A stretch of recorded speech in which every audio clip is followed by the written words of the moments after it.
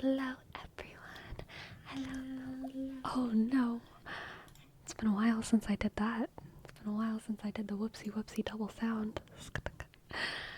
Hello, everyone. What's up? What's up? What's up? What's up? Hi, KFC, Dolly Joel, Rex Bunker, and Agen, King Crimson, NB, and Olivia Golden Aria District Kankan, Jose, Pyrosexual, JD. Hello, hello, JD. Hello, JD. Hello, Barome. Hello, Barome. Hello, Admiral Dabs. Hello, spooky, spooky, spooky, spooky. Ooh, fish. Hello, spooky fish. Hello, High on Ramens and Christopher. Christopher. Hello, it's funny when your stream lags and you suddenly see everyone welcoming the streamer and you're just seeing a blank screen. That's rough, buddy. Hello, Isolated Matrix. Hello, hello, hello, hello. Hello, hello, hello, hello. The necklace, yes. This is the necklace that Fome sent. Fome. It's labradorite. Y'all can see the blue flare right there. Very nice, very nice, very nice. And also KFC. I picked up a package today that KFC sent to me. It is this gorgeous Woodland Warden's Oracle deck. I love animal-based decks, and this is one. It's a 52-card Oracle deck by Jessica Rue. And it's just, it's gorgeous. It's gorgeous. I really, really love the matte texture of the cards. I like the feeling of it. Tarot readings with it tonight. So it's not a tarot deck, it's an oracle deck. But anytime that we're doing extra oracle pulls, we will definitely be using this one for sure. To see how it feels. Here's some of the cards we have.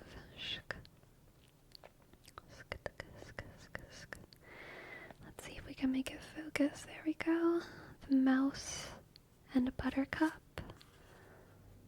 The cat and lavender. The spider and passion flower. And they also have little notes on their meaning underneath. Creative ingenuity.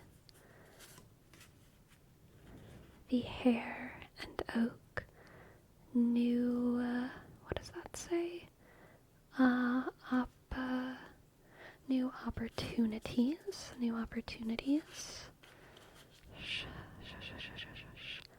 The bear and cedar. I think that says individuality. Oh no, leadership. Wow. Got none of those letters right. The sheep and blackberry. Oh, devotion. That's going to be one of my favorite cards. I love that. But yes, the deck goes on. They're very pretty. Very pretty. Gee, Sleepy, I got new noise cancelling headphones today, and so far stream sounds great on them. Very nice. Very exciting. How long will you stream tonight? Probably about 2.5 hours.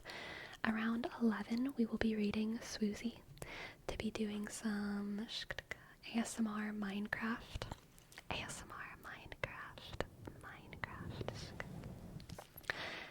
Six, thank you. Thank you, Six. Thank you, Six, for your tip. I would love to give you a tarot reading.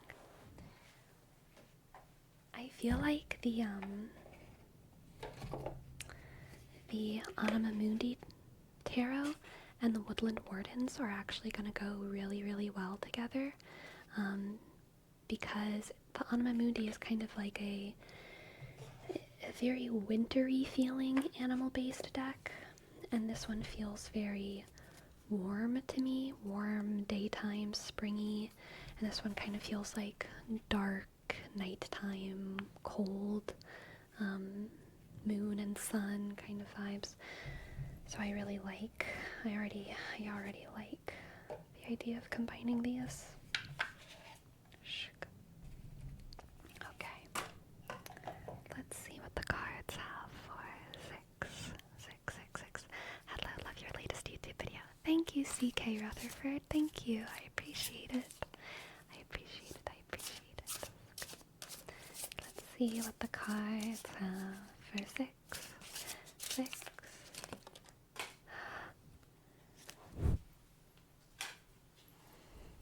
Justice, jumper justice. And we also have the 5 of Pentacles, Justice, the 5 of Pentacles, and the 9 of Swords. I should hold Justice. Justice, 5 of Pentacles, 9 of Swords. Okay. 6, this is a rough one.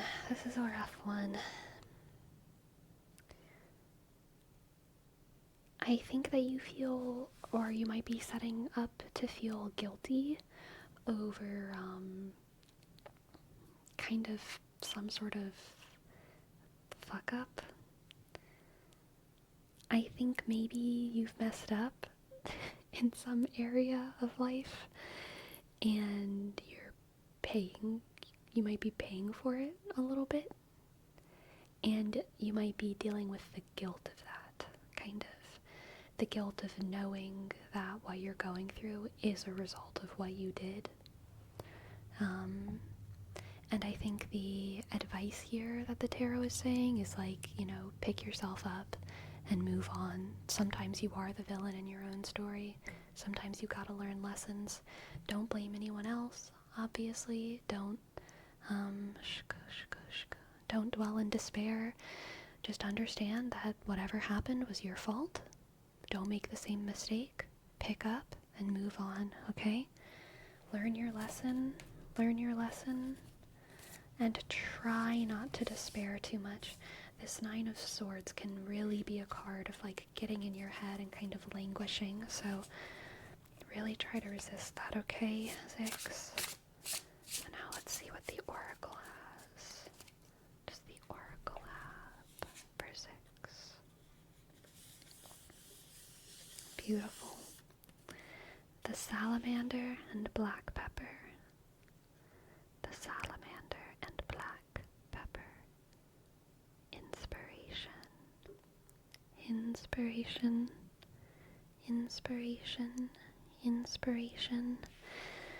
Allow your forward momentum, allow your inspiration to help you pick yourself up. Even though you've made a mistake doesn't mean that you don't deserve to feel your impassioned spirit and use it to move on. You don't have to punish yourself when you've been punished already. You know what I mean? You were punished by karma, by the world. You were punished as a direct result of whatever you did. You don't need to punish yourself anymore. You don't need to squelch your creativity. Allow yourself to follow your inspiration, to begin a new path forward. Alright, 6. Thank you for letting me read for you. I hope that resonated. I hope that you enjoyed. Thank you. I'll keep it all in mind. Very good.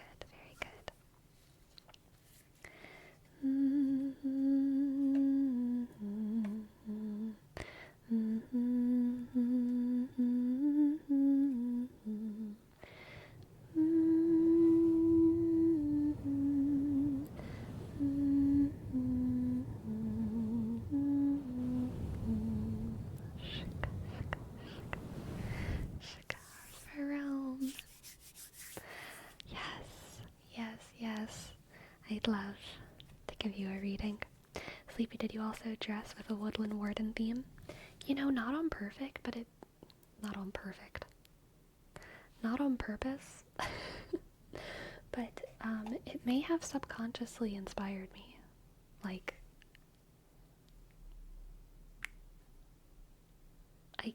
I see why you asked. I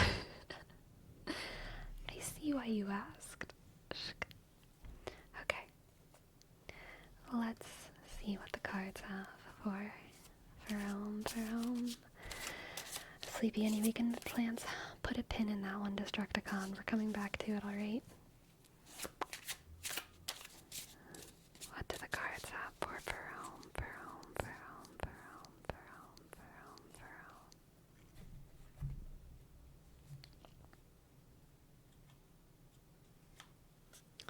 We have the 4 of Wands, 4 of Wands, 9 of Wands, rather.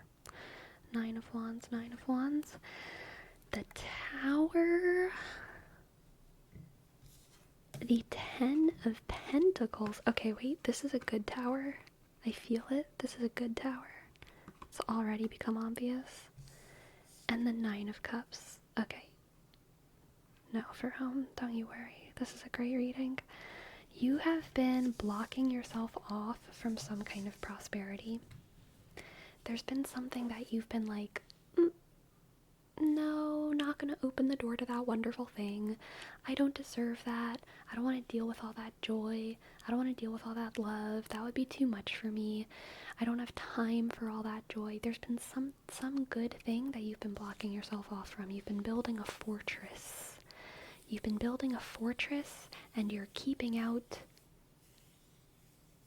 good people. You've been building a fortress, and you're just keeping the monsters inside. Alright? The Tower is the destruction of that fortress. And that moment of destruction might be a little bit distressing, and a little bit confusing, and like maybe not like feeling good. But that fortress was not serving you. That fortress was not serving you, Fome. So as soon as those walls come down, all of this prosperity, all of this love is going to come pouring in, okay? All of this prosperity and love is going to come pouring in. This is material prosperity and emotional fulfillment, alright? Both of them. And this is a 9 of Cups, not a 10 of Cups, so there's still going to be work to do.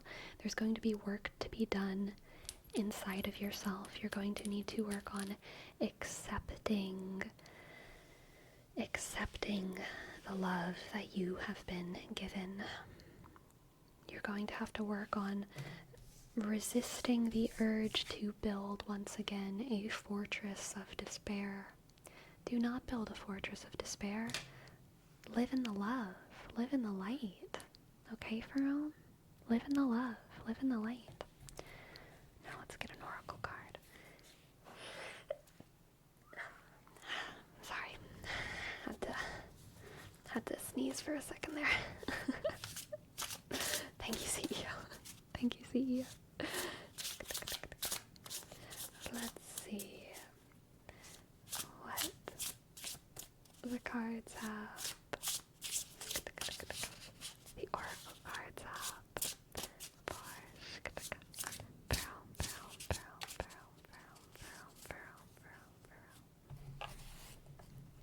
We have the beaver and the birch. Home. Home. Home. Why, oh, why, oh, why, oh.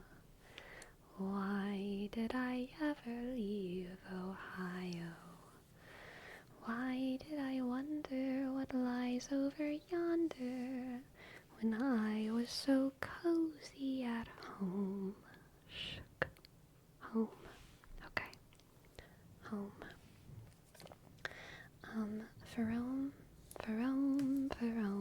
so far from home.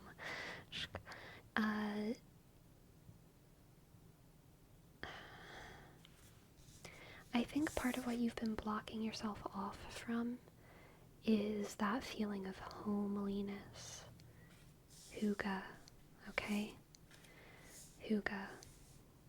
You've been blocking yourself from Huga.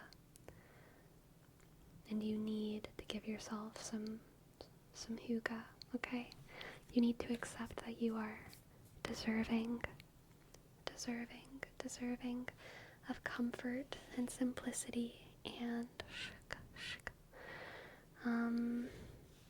coziness.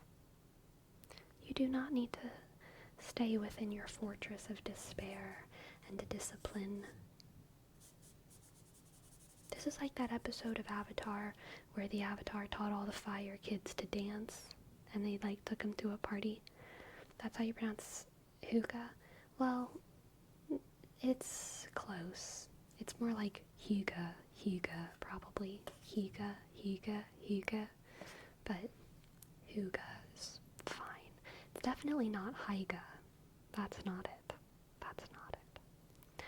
But allow yourself coziness, homeliness, and fun. Okay, Fome? Okay. Thank you, for letting me read for you. You know what this is also giving me? The beaver and the birch.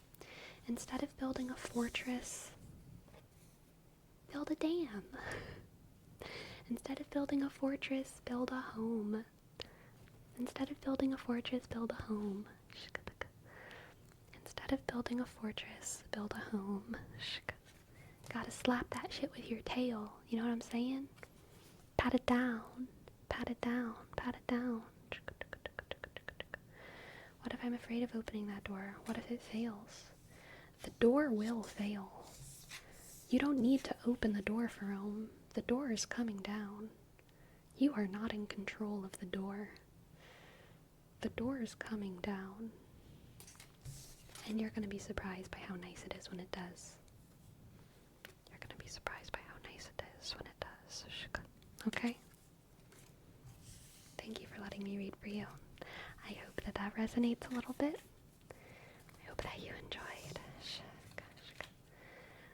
Better watch out for that door. Watch out for that door. I never saw that movie. I don't even know what movie that is.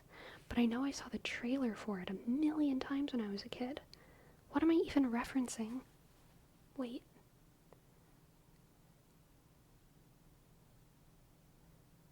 What am I referencing? It's really famous. Whatever. Doesn't matter. It is George of the Jungle. That's what it is. I saw the trailer for George of the Jungle so much when I was a kid because the trailer for it was on one of our family's DVDs. Or not DVDs, video cassettes. And, we rewatched those like crazy. And so, yeah, VHS. And so we watched that trailer so much. George of the Jungle. Yeah, exactly. It was a cartoon originally. Yeah. Wasn't the monkey also named George? Curious George? Curious George was also a monkey. It was curious. But they were a monkey in the city rather than a human in the jungle. But they were both named George. I feel like that might have been that's suspicious. What were they trying to tell us about Georges? Something larger is at plan here. KFC, thank you as well. Thank you for your tip. General reading, curious to see if the Woodland Wardens favor me. Ah, yes. As am I. Conspiracy night, you know it. Kiss Chloe. What a good tinkly name. Kiss Chloe. Kiss Kiss Chloe sounds like a company for either jewelry or like lingerie. Kiss Chloe, just so you know.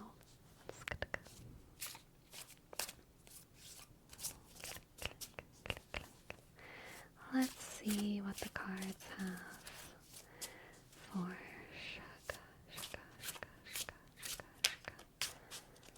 KFC, KFC Serbia, KFC Serbia.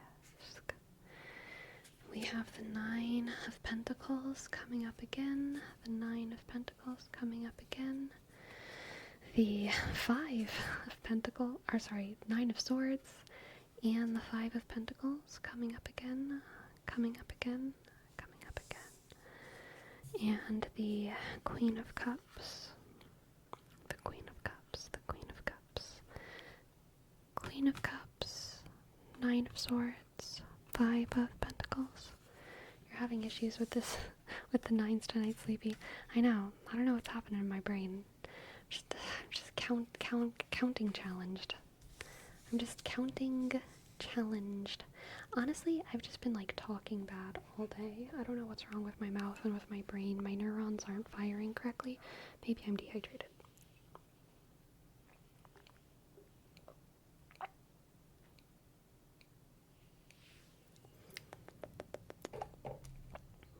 Maybe you gotta revert to the old mug. Maybe so. Sleepy, you're on perfect. Sleepy's desynced. Really, I'm having a Cyberpunk 2077 kind of day.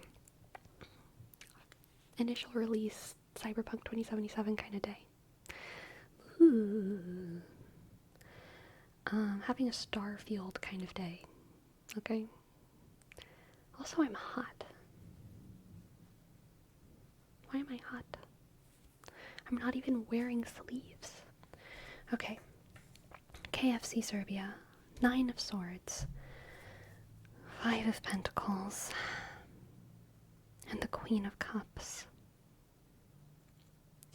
Okay, interesting. KFC Serbia. I actually think that this is about you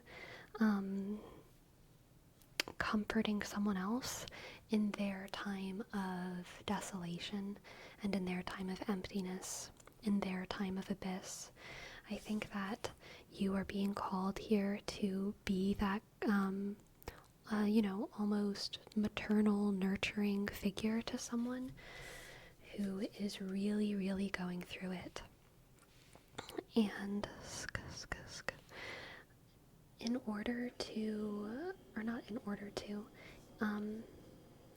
part of being that figure for them is being comforting and being a helping hand even though you don't have all the answers. Okay? Even though you don't have all the answers. Even though you can't be certain that there's a light at the end of this tunnel.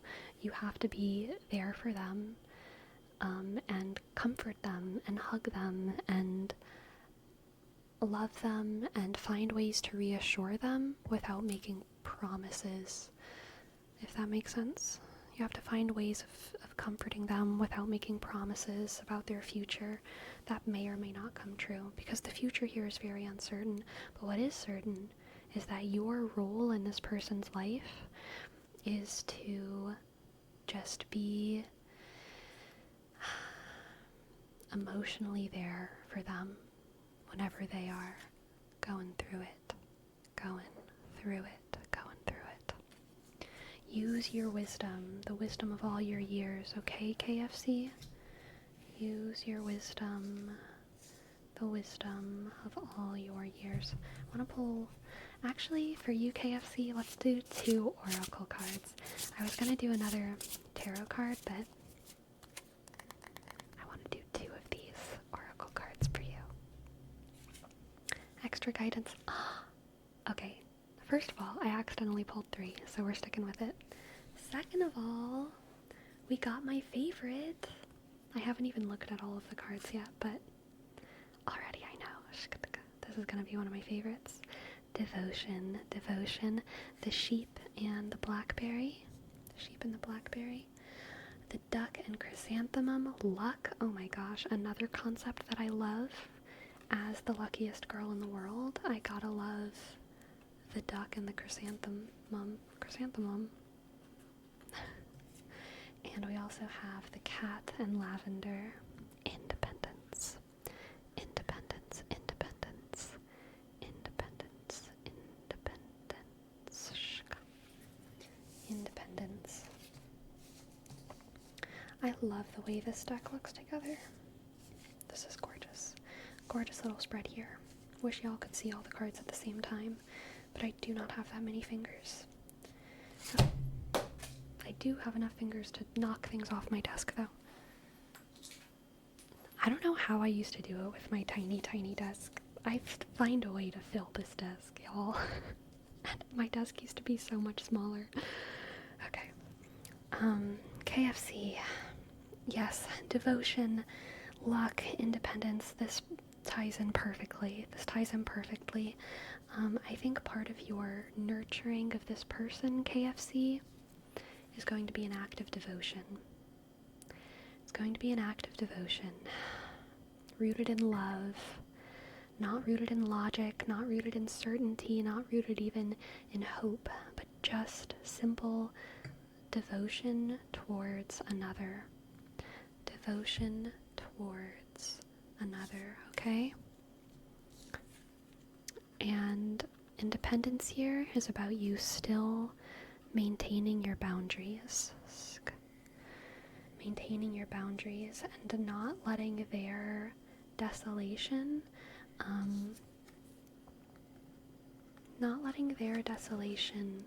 infect you. I don't know who said it.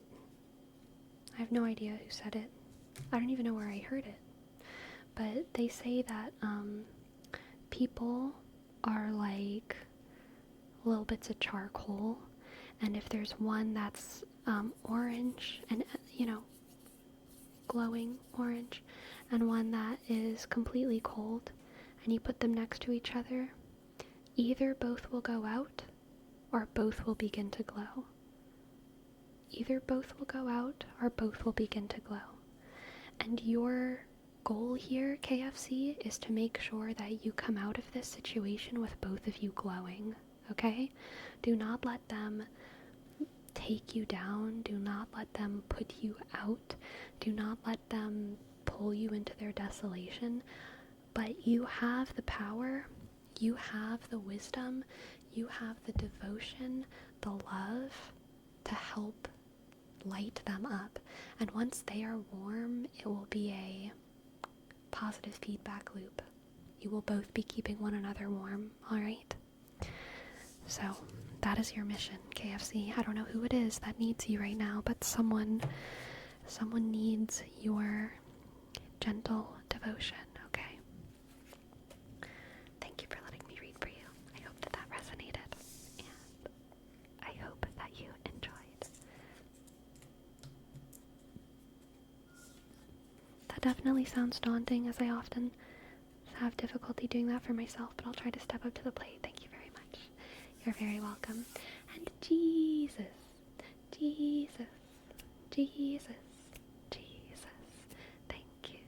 you for the sub. Jesus, yes, Lord, yes, Lord, yes, yes, Lord. Yes, Lord, yes, Lord, yes, yes, Lord. Yes, Lord, yes, Lord, yes, yes, Lord. Amen. Amen. Amen. Amen. Thank you, Jesus.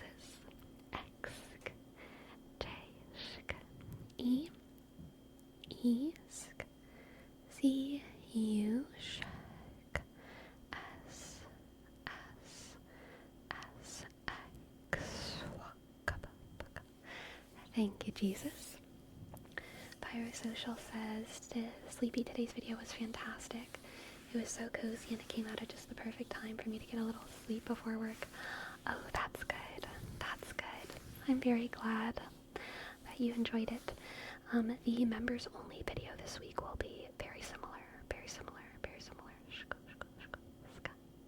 That will come out Saturday night. Weekend plans. So, my weekend plans I shan't divulge because all of us must keep our secrets. But unfortunately, um, I I do need to divulge one thing. I do need to divulge one thing, which is that I once again cannot stream on Sunday, which is a slight annoyance to me. I wish that I could. Could that I would, then I would. Could that I would, I would. Could that I can't is how we are. So, no stream on Sunday. But we will just do Monday, Tuesday, Wednesday again. Probably Thursday. We will just do Monday, Tuesday, Wednesday. It will be fine. It is, you know, it is not my schedule. But it has been for 3 weeks now, so who knows? Live your life, Sleepy. I'm trying, Ogden. Desperately, every day. Please say Trey. Trey? I can try to say Trey.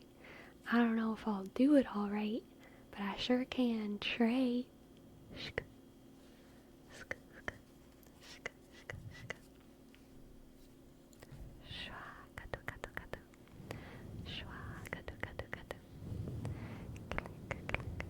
Sleepy, can a full reading be done with just oracle cards? Would you be able to find a meaning with just oracle? I could. I prefer not to, because I get very specific, like, I have a very specific understanding of the tarot cards. Oracle cards, if I wanted to do full readings with oracle cards, I would need to spend much more time with a deck beforehand, so that I could do the work of like associating archetypes and numerology and like star signs and all of those things. Because like for me right now, I just got this deck today. All that I see here is the goat and the willow overcoming obstacles, and I have some inkling ideas, like, okay, the goat and the willow overcoming obstacles kind of gives me a femme energy, kind of gives me an agricultural energy, and it is the number 11, so we have 1-1 there, so that's kind of an energy, but I don't have enough specificity in my brain to match it with astrological signs or kind of specific characters or anything like that. So like I would need to spend a lot more time with an oracle deck to develop that. This deck is actually big enough for me to do that with. Another limitation with oracle though is that tarot decks are usually 78 cards. Oracle decks can be any amount of cards. So this one is what, 52? 52 is pretty good. But my other oracle, I think this one is only like 24 or something. So there's just like way less variety, which is another reason why I like to use oracle cards as just like a little bit. They're like flavor text on a reading, you know? They're flavor text on a reading for me. Yeah. Just extra spice, exactly. They're a little vibe check.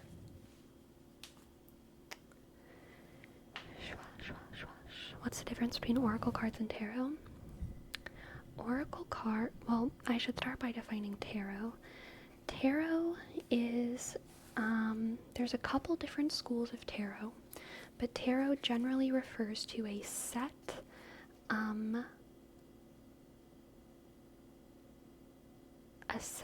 collection of cards with names and archetypes. Most tarot decks are called Rider-Waite tarot decks, and that's like kind of a specific system, a specific type. And so even though the art is different in a lot of different tarot decks, the words that you will see are the same. The Wheel of Fortune, the Tower, the Hermit, etc., the Five of Pentacles, all of these things. And so different tarot decks have different art, but they are all the same meanings. There are other tarot systems, such as the Crowley Thoth Tarot, and there's also the one that I always forget the name of, and then there's the Tarot of Marseille, which is an older tarot that's French. The Rider-Waite Tarot is based on an Italian system, but it's also kind of modeled after the English people kind of made this system, made it, streamlined it, I guess. But the Tarot of Marseille is a little bit older than the Rider-Waite system. It's French, and it has very similar cards, but some of them are a little different. Some of them are a tiny little bit different. Crowley Thoth, similarly, is like very, very similar. It's based on the Rider-Waite deck, but it's just a little tiny bit different. And there's always that one that I always forget. I think it has an L. I can never remember the name of it. But oracle decks are not, there's no set system for oracle decks. So oracle decks are whatever different kind of mystics and artists want to make them. They can be any amount of cards. Those cards can be numbered, they can be unnumbered. They can deal in similar archetypes to the tarot or very different archetypes. This one is obviously animal based. Every card is a animal and a plant, and it has its meaning underneath it. The goat and the willow, overcoming obstacles. The lizard and the pitcher plant, stagnation. And then my other oracle deck is much fewer cards, very glowy. There's 12 for all of the signs, so we have, Gemini, Pisces, Aries, but then there's also other words like Habibi, persevere, boundless. So it's a much looser system, oracle. There's no overarching system. And yeah, I would say that that's the major difference.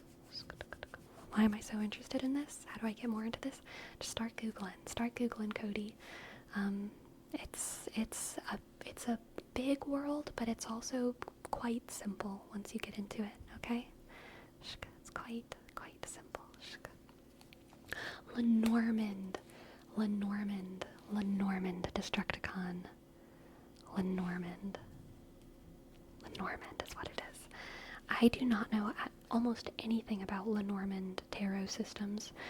I don't know, but I know they exist. Got it. So it's doable to go with full oracles, but would require more getting used to the cards and maybe wouldn't go as well as with regular tarot. For me, it wouldn't go as well, for sure, just because I'm better at tarot. I have a more full understanding of tarot and like these archetypes. There are other people who predominantly use oracle cards, but I am not one of those people. I really do like oracle decks though. I think they're beautiful and they add a lot of lovely space. As a complete beginner here, what's the first thing I should learn?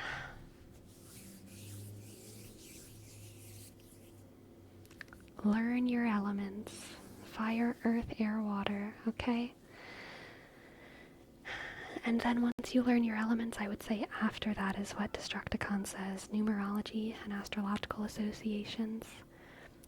You want to start with the base archetypes, okay? So you want to start with learning your elements, learning female and masculine archetypes, and then you want to think about, okay, so what's a feminine archetype of water versus a masculine archetype of water? What's a feminine archetype of air versus a masculine archetype of air? And that's something that you've got to sit on and think about and formulate an idea based on your intuition, your own personal cosmology, your own perspective of the world.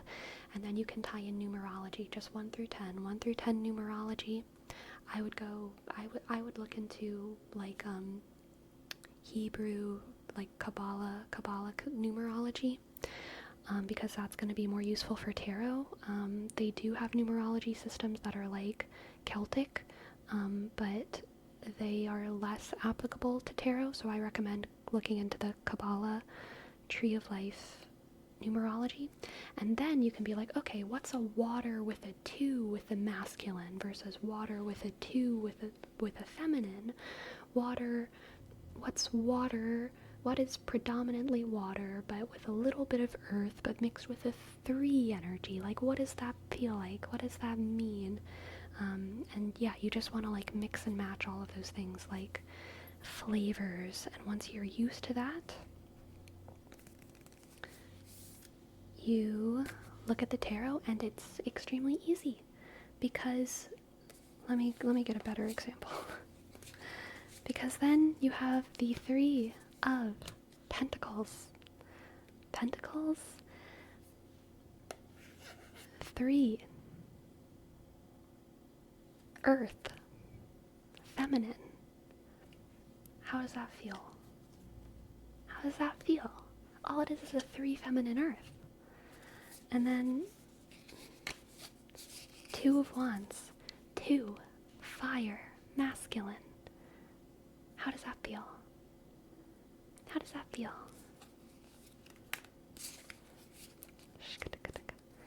Strength. We got an 8. Strength. Infinity. I'm blanking right now on the astrological association for strength. But there's an astrological sign tied to it that I can't think of right now. And you just put that all together and like feel it. You feel the vibe. I'm still kind of lost. Don't know what to feel. It's because you didn't go to church enough as a kid, Fome. You should have paid more attention in church, honestly.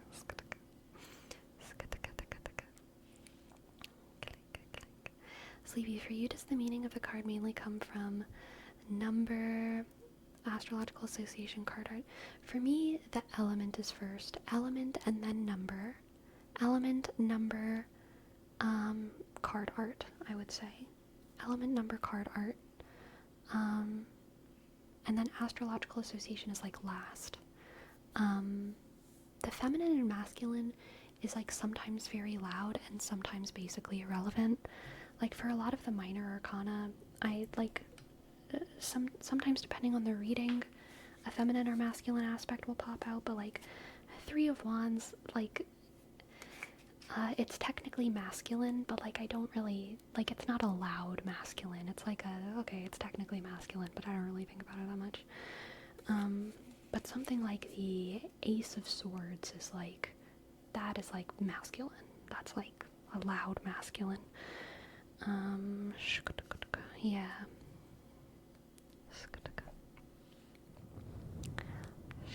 Here it is for like, even though like a lot of what Freud said was like bullshit, you've got to like allow yourself to think in like a kind of Freudian way, you know? Or if you like Jung, more Carl Jung, then like allow yourself to think in Jungian archetypes. Embrace the collective subconscious. Embrace the ideas that like are like kind of cringe. You know what I mean? You just gotta like, you gotta let those walls down. Maybe this is what your reading was about, Fome. You know it. You've just got these walls up. All of us know. All of us have these intuitions, okay? I really like when you add the Oracle as an extra card to finish the reading. It feels like a nice way to cap it. You know, I've noticed, veering a little bit away from tarot, whenever I'm having serious discussions, I desperately need the other person to finish the conversation. Always. If that makes sense. If I'm having a serious discussion, something that I need is like, if the conversation is finished and neither of us are talking, I really need them to like say, okay, so what we've covered at this is this, and this is what I took away from the conversation. Because I instinctively talk about what I'm taking away from the conversation as I'm going. And so I feel like I'm always kind of closing it off a little bit. I mean, not like closing it off to response, but like I'm always like, fully getting my thoughts out and then like ending something. But if I don't know like where someone else is, then I feel the need to like keep like kind of asking like leading questions or trying to like figure out what's going on. So like something I need in serious discussions is for someone else to be like, okay, here's what I've taken from the conversation, and here's what I understand about you now. Let's move on. I need that. Otherwise, I will like just keep thinking about it. Even if they like get up and like go like, I don't know, go somewhere else. I'll be like, do I need to bring this up again? Did we actually finish? Do I need to bring that thing up again? You know what I mean?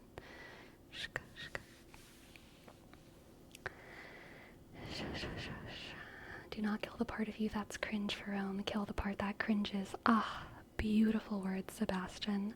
Beautiful words. I love that. Hello, Neatrix. Welcome in. Neatrix. Hello. Wolfsorg.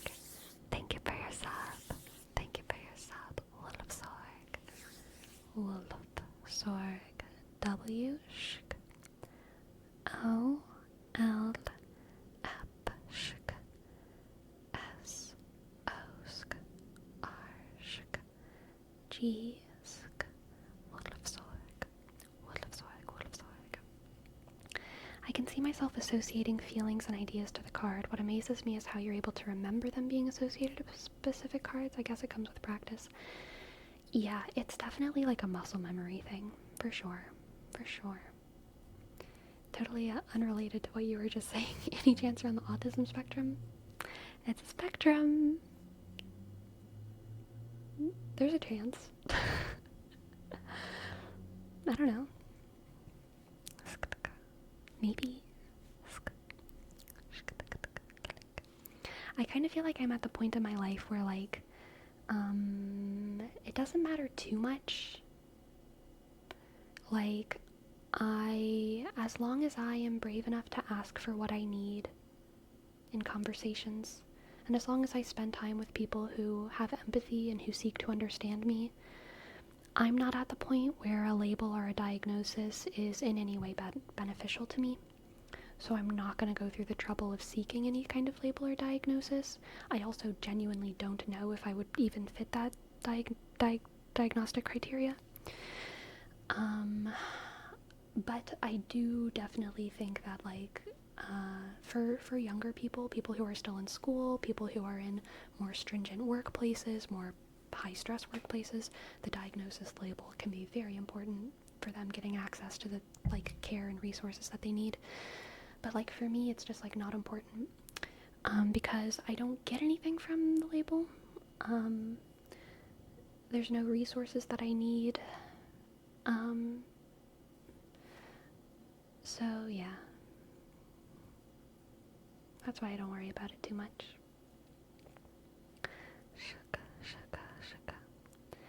As long as it doesn't affect you in the way you live your life, do you need any labels? No. Exactly. And also, sometimes I fear that anyone who has social needs, in today's like hyper mental health era, anyone who expresses social needs that are like considered unique, or even if they're just saying the quiet thing loud that everyone feels, sometimes they are considered neurodivergent. And I feel like most people can relate to like almost all of these things on some level. And I think that diagnoses are pretty serious and they need to be productive. Like a diagnosis needs to like help you get access to resources in your life. Diagnoses should not just be, astrology. I love astrology and I embrace astrology. But I think that sometimes people nowadays take mental health labels, the labels specifically, out of context too much. Yeah.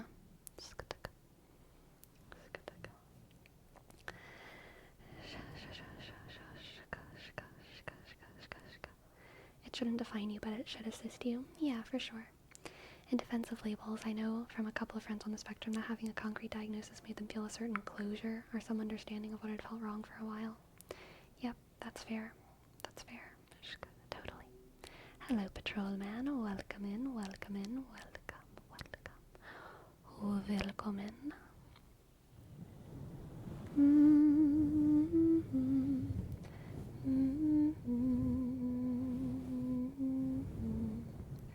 Isn't that how the American health system works? They tell you what's wrong so that you know what treatment you can afford.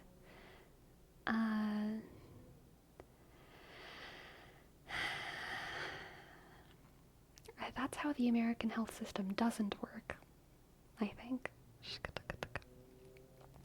We all have our social peculiarities anyway, so label or not, they will still be there, and we should embrace them rather than hide them out of fear of a label. Yeah, absolutely, absolutely, absolutely, absolutely. We got some glue requests.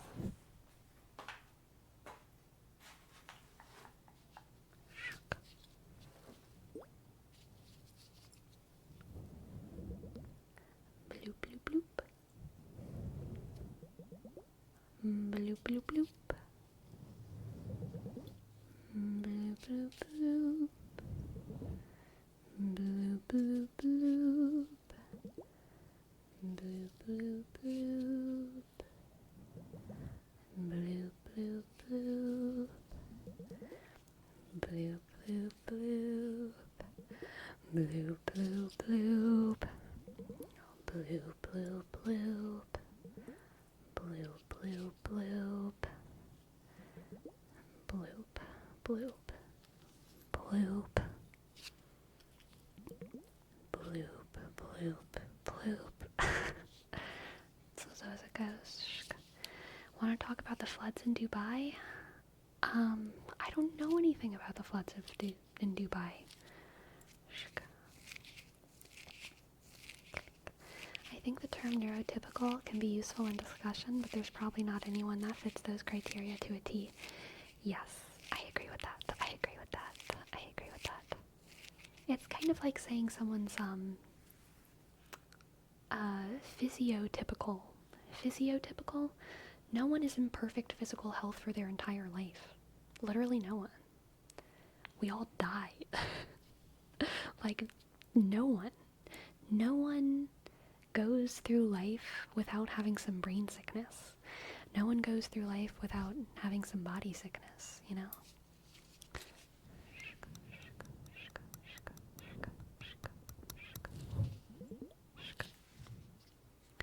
But, a lot of people who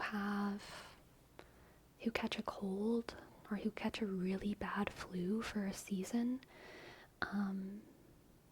they are able to get better without believing themselves to be an ill person.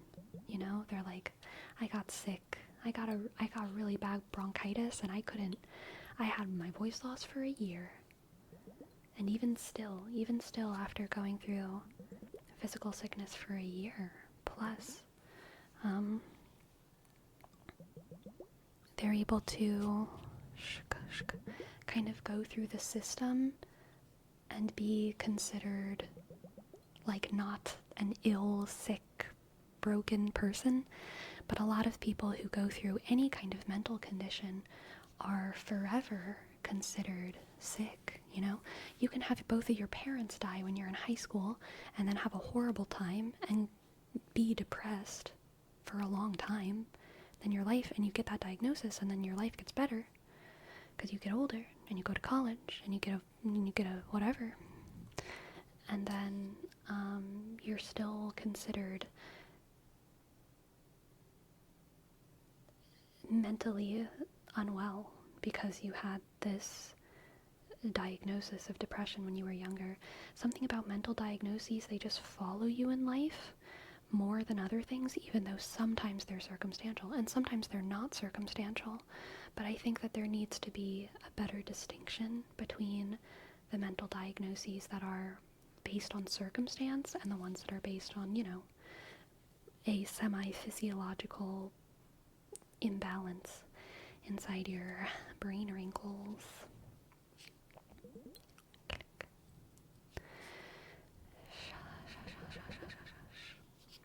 We have never seen a man or a woman not slightly deranged by either anxiety or grief. We have never seen a totally sane human being. Robert Anton Wilson helps me remember everyone's struggles. Absolutely, absolutely. In those cases, do you think it's better to get that diagnosed or just deal with it? In an ideal world, you could get the diagnosis and then also have it go away, like in the same way you can get diagnosed with a sprained arm and then have it, like, go away. You know what I mean? But no matter what, the solution is never to just deal with it. Even if your depression is circumstantial, you are still very much deserving and in need of treatment. And in a lot of cases you can get treatment without a diagnosis, but sometimes certain treatments are gate-kept behind formal diagnoses, and that can be good, can be bad. It's like a complicated thing. It's pretty circumstantial and individual and all that, and it's probably something that is best sorted out by people who are experts. Tall glass of milk. Thank you for your sub. Thank you for your sub. Thank you for your 5 months. I'm 100% insane and should probably be institutionalized. Based. Thank you, tall glass of milk. Tishk. Aisk. LG. Click. L-A-shk. Zishk. Oshk. Emsk. Idat. L-K-sk. Thank you. Mental therapy is but a feeble attempt to heal what we don't understand. Yeah, it's a new science compared to many of the other ones, and I think that we're getting better at it. We're always getting better. Sleepy, I told my friend I was watching your stream and that I'm getting sleepier, and she said, thank you, always slightly sleepy. You're welcome, BNB's friend. You're welcome.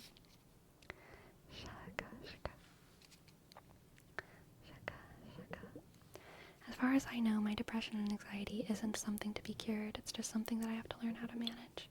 Yeah, for sure. Like, I think I can mitigate my neuroses, which is, I think, what you're talking about, learning how to manage it. I can mitigate it, and many days I feel perfect clarity. But there are always, I believe, going to be days that I do not, regardless of my circumstances. And that's okay. It's okay. I don't have any diagnoses, and I know that I could get some. There are some things I know I have. I don't really want to talk about them, but I've never had any diagnoses for mental conditions. And, like, whatever, maybe at some point I will want that, but where I am now in life, it doesn't seem like it would benefit me.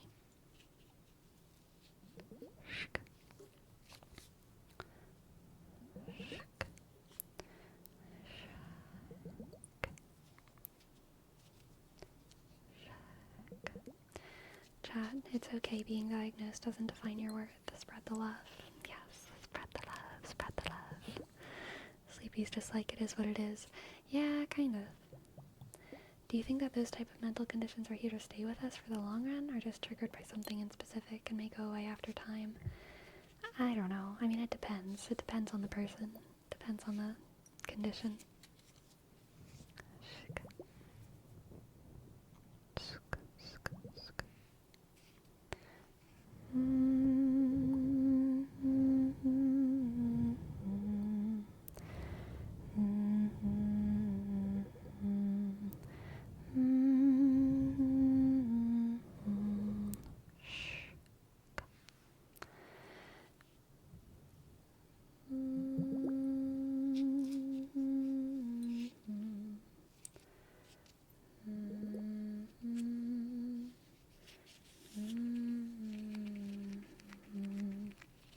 As someone that has gotten diagnosed and is currently receiving therapy, I don't think it's the be-all end-all. It's certainly helpful, but you shouldn't feel as if your situation is hopeless if that's not something available to you. Yeah, that's how I feel too.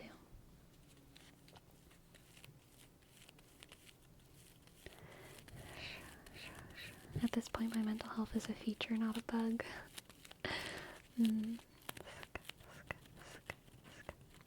Sleepy, did you read the Goosebumps books as a kid?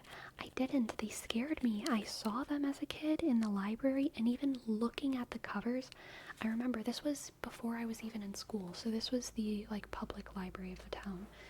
And I remember seeing those books next to books that I wanted to read in the library, and I had to close my eyes to not even look at the covers so that I could get the books that I wanted.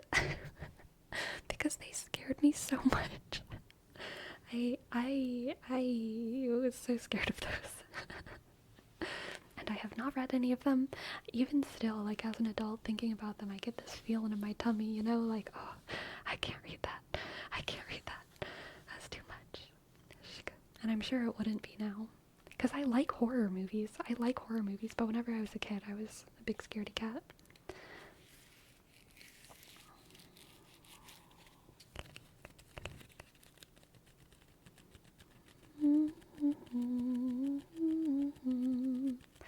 They really gotta put trigger warnings on those books for real. For real.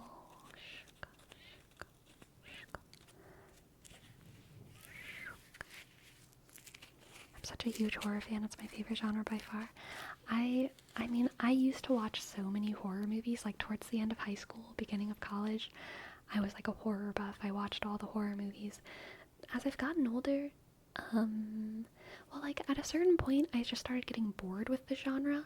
Now I try to only watch good horror movies, if I hear a lot of really good things about a movie, I will watch it, but I don't watch a ton of horror movies anymore. Have you read any horror books?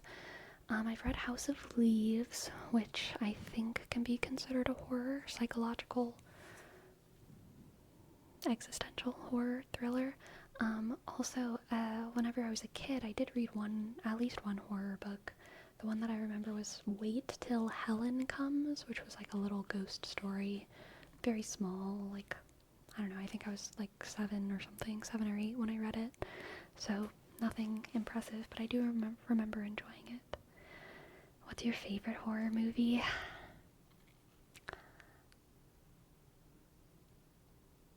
Oh, it's very difficult.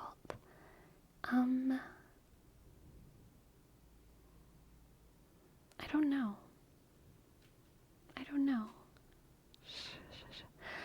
So I really like The Grudge and The Ring. I like both The Grudge and The Ring a lot. Such good classics. I also like The Orphanage. The Orphanage, which is a Spanish horror movie by the same, I can't think of his name, the same guy who did Pan's Labyrinth. I've seen The Orphanage more than I've seen Pan's Labyrinth. I don't remember Pan's Labyrinth well enough to mark it as one of my favorites, but I know I really liked it. But The Orphanage I really, really, really liked.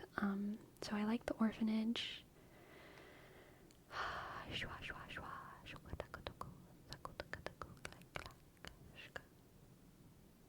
That's about the kid with the mask. Yes. Yes, Guillermo del Toro. Yes, yes, yes. The Stolen Heir by Holly Black. I haven't read any of Holly Black's adult fiction fantasy.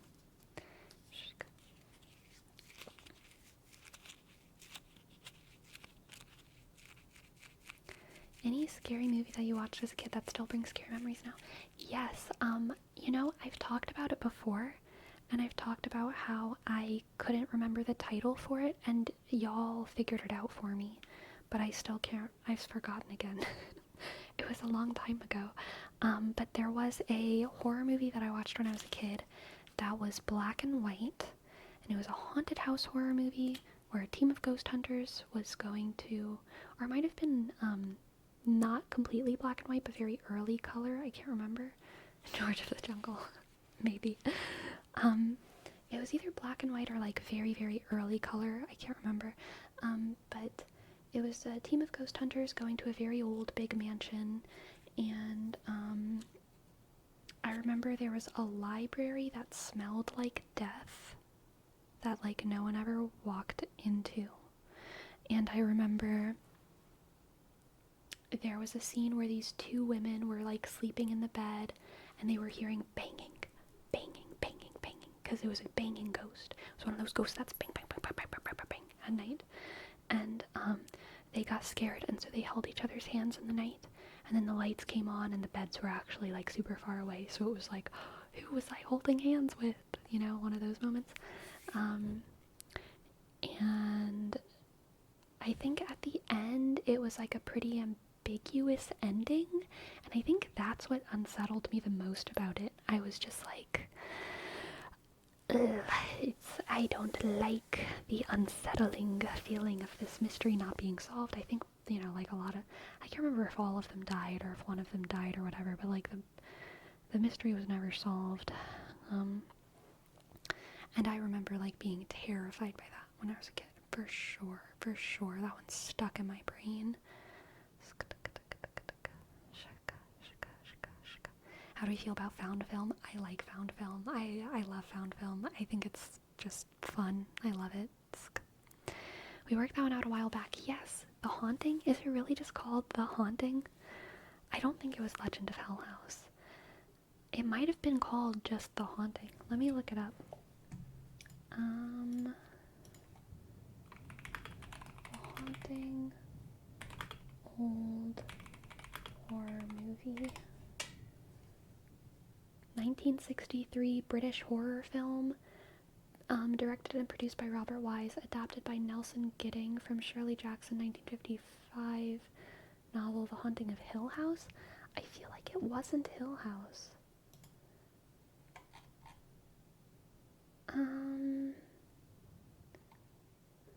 The library contains a ramshackle spiral staircase. Oh, no, that was it. From which the previous owner hanged herself. Yeah, I literally, like, feel a little bit sick right now just reading that Wikipedia page. I need to close that. That's, yuck. I wonder, I feel like maybe I need to watch that as an adult and, like, get over it, you know what I mean? Like, I need to confront my fears. Can you repeat the name of the movie? It's just The Haunting. The Haunting. 1963. I saw the original It a while I was too young. Oh, I saw It, I think, when I was in high school, and I was honestly bored by it. I was like, please, hurry up. It bored me so much. And I loved, you know what I was not bored by? Gone with the Wind. It bored me way more than Gone with the Wind when I was a little kid. It was The Haunting? Yes. Isolated Matrix? Yes. I heard the recent miniseries of The Haunting of Hill House is really good. It is. It has fantastic monologues. If you are an actor looking for a monologue that's not a stage monologue, if you're looking for a film monologue, that show is full. Every episode, there's like 2 banging monologues. Good, dramatic monologues. Ugh. So good. So good, so good, good, good. This is different. Not can I get a reading for this weekend, please? I don't know what that message means in Jobe, but thank you so much for your tip, and I would love to give you a reading. Oh, I meant to say but. Gotcha. That makes sense. Yes. Did you see The Haunting of Hill House, the recent series? I did, and I liked it. Alright, let's see what the cards have for Sinchobe. Hello Nima. What do the cards have for Sinchobe?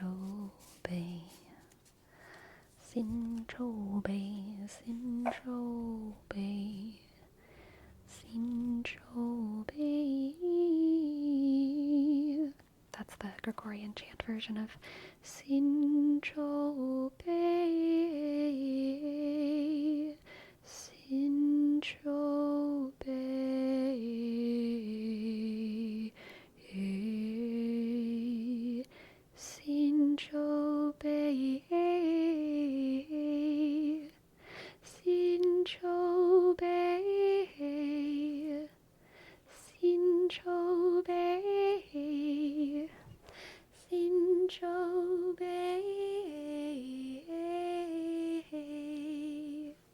There we go.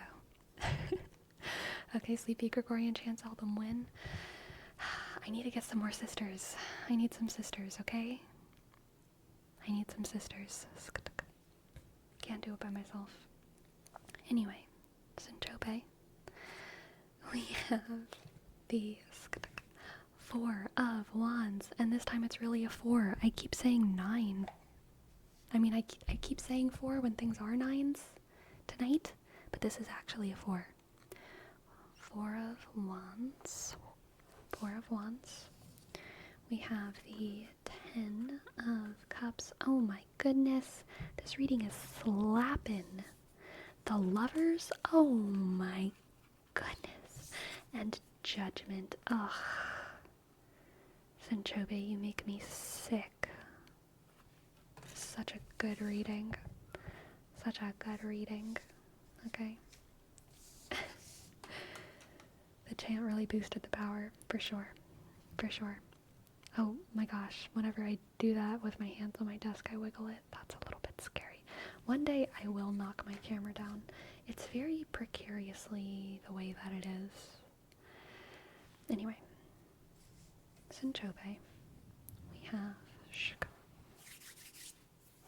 Four of Wands, 10 of Cups, the Lovers, and Judgment. Okay, Sinchobe, you're going to be having a beautiful moment, and that moment is going to bring you a realization. I am remembering for myself a time when I was like 13, and I was just like walking from the band room to my next class, and I was kind of skipping. I was in a good mood, and I just had this this sentient moment. I had kind of been like an NPC, like not on purpose, and also like not really. I was like still like, I was conscious, I was sentient, but I had like this meta moment of like realizing how happy I was. And not just happy in the moment, like existentially happy. And that's happened a couple times in my life, where I've just like stopped and been like, oh my god, this is good. This is good. I am happy right now. And that's a moment that's gonna be coming up for you soon. Sinchobe. You're gonna just be doing something. You're gonna be setting the table. You're gonna be shaking someone's hand. You're gonna be checking your mail, organizing someone else's mail, looking through someone else's trash. You're gonna be, I don't know what you're gonna be doing. You're gonna be doing something. You're gonna be breaking traffic laws. You're gonna be shoplifting in Walmart. And you're gonna realize, I'm happy. I'm really happy right now. I'm I'm really happy. Committing tax fraud. There we go. Who knows what you'll be doing, Sinchobe? You'll be doing whatever Sinchobe does. And you're not gonna be like going into the moment thinking like, oh, I'm gonna be doing something that's gonna make me happy. You're just gonna be in the swing of things, you know, like you always look through your neighbor's trash, you always shoplift from Walmart, you always commit tax fraud. It's gonna be like whatever. It's gonna be like a whatever kind of day. But all of a sudden you're gonna stop.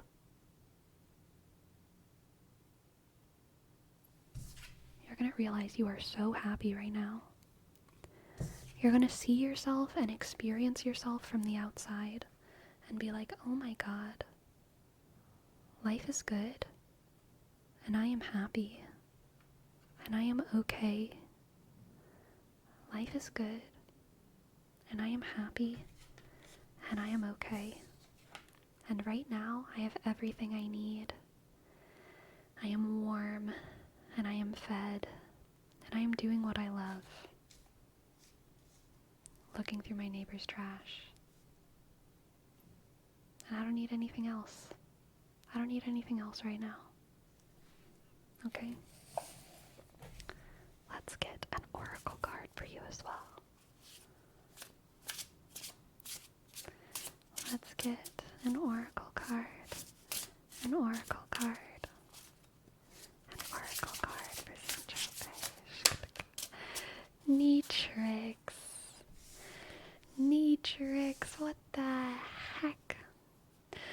I can't believe you're in my Cobe committing tax fraud in a comedic off-script impromptu quirky fun cute kind of way.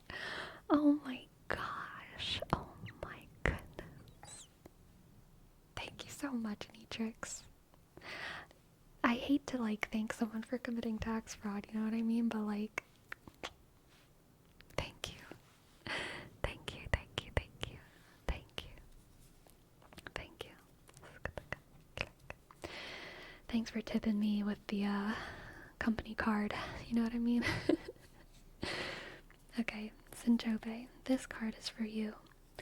Oh, I love this. This is so Taurus. The boar and the pumpkin. Confidence. Yes, you are going to feel so grounded. You are going to feel like yourself. Yeah, this is really going to be a moment, Sinchobe, where you just feel like you are yourself. You're looking at yourself and you're like, yeah, that's me. That's what I'm meant to do. That's what I'm meant to do. I am in my element. I am the boar and the pumpkin. I am confident I belong here. I am confident I belong here. I am confident and I am safe. Yes. It's a very happy reading, Sinchobe. Thank you for letting me read for you. I hope that it resonated. I'm excited for your wonderful, reflective, joyous moment. Thank you, thank you, thank you, thank you. And thank you again, Neatrix. Thank you again, Neatrix, for your tippity tip, tip tip.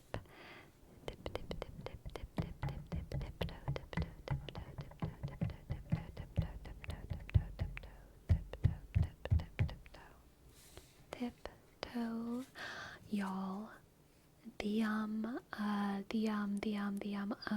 The sugar bee apples out of season. They are done. They are finito. What's that white cord hanging from the mic? Ah, Fome, you are so observant. You are so observant. My computer's headphone jack stopped working, which is very sad. I edited my video. I edited the video that I put on YouTube without headphones. Terrifying. I edited and posted that video without headphones. I don't even know how bad the background noise was. I still don't know how bad the background was because I didn't realize I could do this until right before I streamed. So like, I was pretty nervous about posting that video because I didn't even, like, I listened to it without headphones. Crazy. But yes, the headphone jack in my computer broke. And I tried it with multiple things, so I know it's not the thing. But then I remembered before I streamed that I can plug it into this. and that works, so that is what I'm doing now. That's what I'm doing now. Shka, shka. Turned out great, so maybe you should do it more often.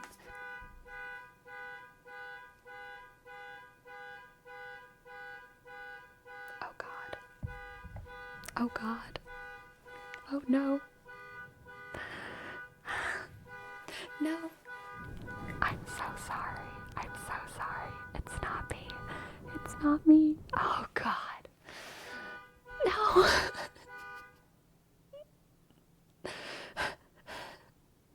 The gaslight. No. Please. I'm so sorry. I'm so sorry. Why?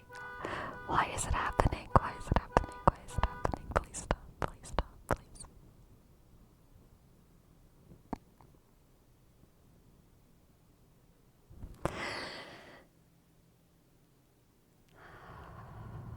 Are we safe?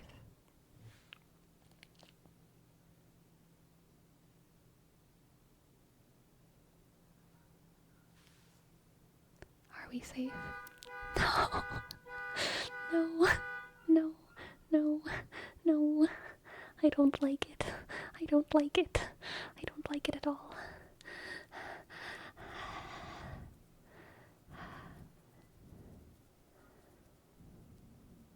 Is it over?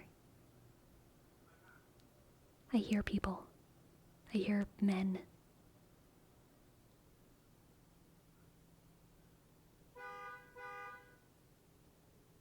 I don't trust anything. I don't trust anything. I don't trust them. They need help. I can't help them. I'm not the one. They're trolling? Probably. Sleepy, you sure it's not your car? My car's not that high tech. My car doesn't even know how to do that, I don't think.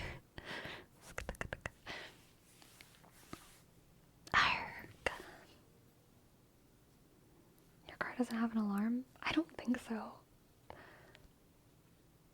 I mean, it knows how to honk. But, like, I don't think it has an alarm. If it did, I've never heard it, and I wouldn't know how to turn it off. But it's not my car, because I know directionally it's not my car for reasons. Can you drift it? Oh, I drift every day. I drift all the way to the grocery store, Dolly Joel. There's not a moment I'm not drifting into the Winco parking lot. Okay? It's every day, bro. You know it, Destructicon. I was born driftin'. I was born drippin' and driftin'. There's my bars for the night. Born drippin', born driftin'. And you were born missin'. Sorry. Shaka, shaka, shaka. Shaka, shaka, shaka. Shaka, shaka, shaka. Good night, Dolly Joel. Good night, Dolly Joel.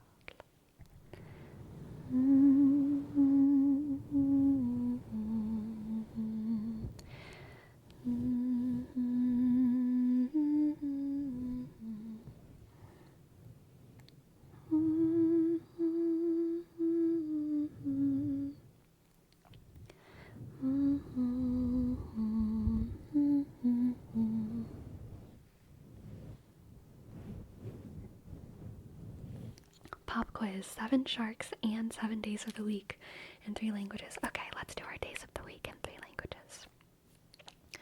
Monday, Tuesday, Wednesday, Thursday, Friday, Saturday, Sunday. Lunes, martes, miércoles, jueves.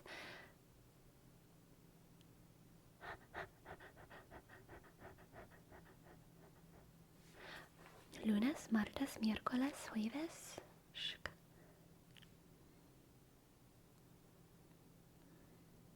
Viernes, danke schön, chat. Gracias, chat. Viernes, sábado y domingo. Could you please read the lyrics to I Really Want to Stay at Your Place by Rosa Walton? Yes, I will, but I will also go through my days of the week and my sharks first.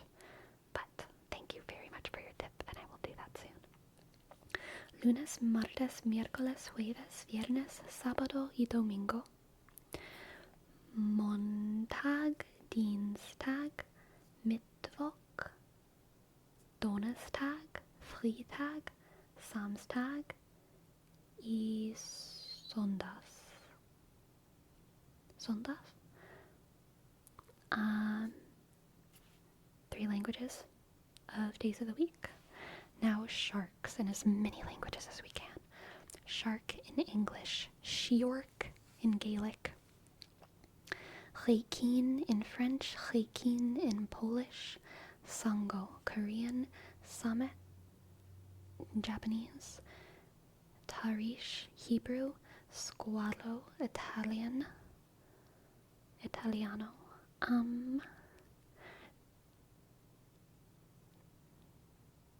tiburon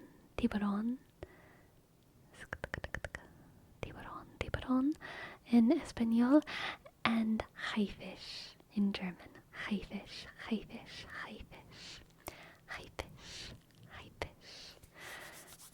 10 languages of sharks, and days of the week in 3 languages. I did it.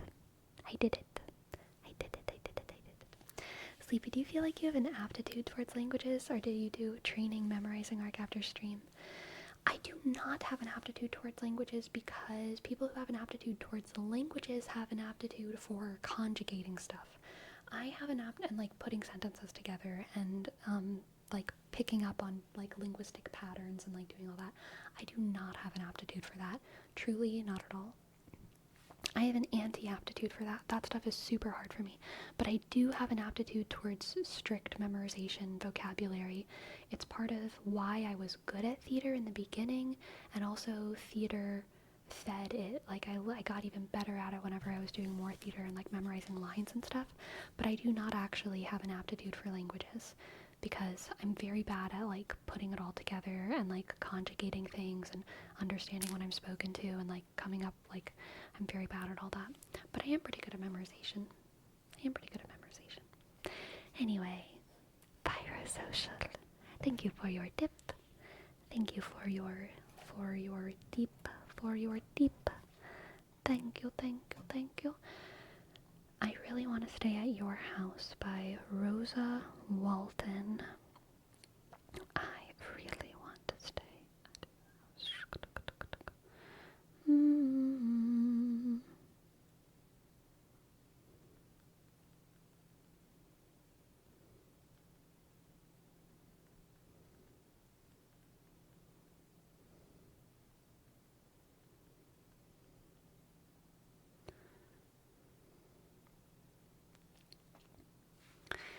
I couldn't wait for you to come and clear the cupboard, but now you're gone and leaving nothing but a sign.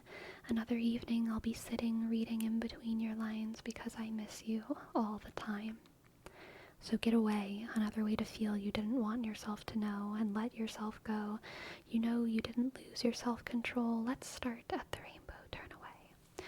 Another way to be where you didn't want yourself to go, and you let yourself go.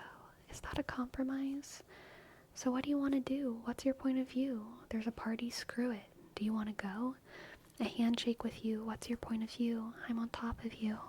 I don't want to go because I really want to stay at your house and I hope it all works out. But you know how much you broke me apart. I'm done with you. I'm ignoring you. I don't want to know. I'm aware that you were lying in the gutter because I did everything to be there by your side. So when you tell me I'm the reason, I just can't believe the lies. And why do I still want to call you? So what do you want to do? What's your point of view? There's a party, screw it. Do you want to go? A handshake with you. What's your point of view? I'm on top of you. I don't want to go because I really want to stay at your house and I hope it all works out. But you know how much you broke me apart. I'm done with you. I'm ignoring you. I don't want to know. I don't want to know why I'm no one, so get away. Another way to feel you didn't want yourself to know and let yourself go. You didn't lose your self-control. Let's start at the rainbow. Turn away. Another way to be where you didn't want yourself to go and let yourself go. Is that a compromise? So what do you want to do? What's your point of view? There's a party, screw it. Do you want to go? A handshake with you. What's your point of view? I'm on top of you and I don't want to go because I really want to stay at your house. I hope it all works out, but you know how much you broke me apart. I'm done with you. I'm ignoring you. I don't want to know. I'm ignoring you. I hope it all works out, but I'm ignoring you. What a vibe. It's so real. So real. So real.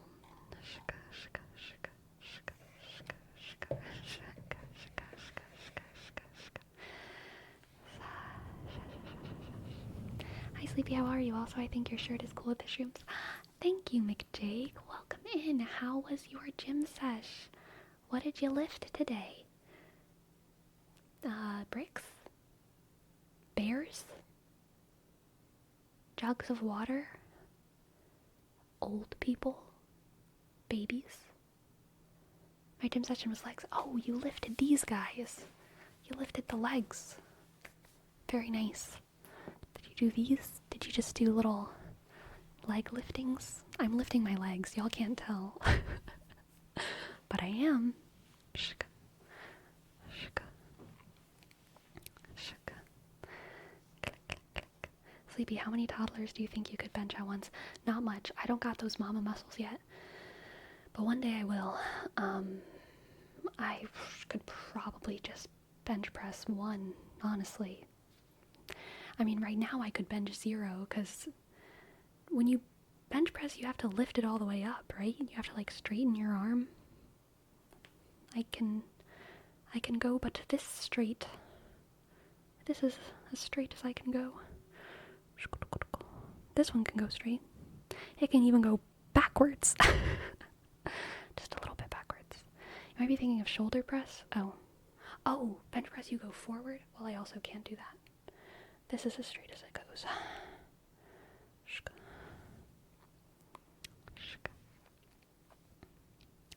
Sleepy, got an idea. What about for your next subathon? One of the goals is Spanish hour?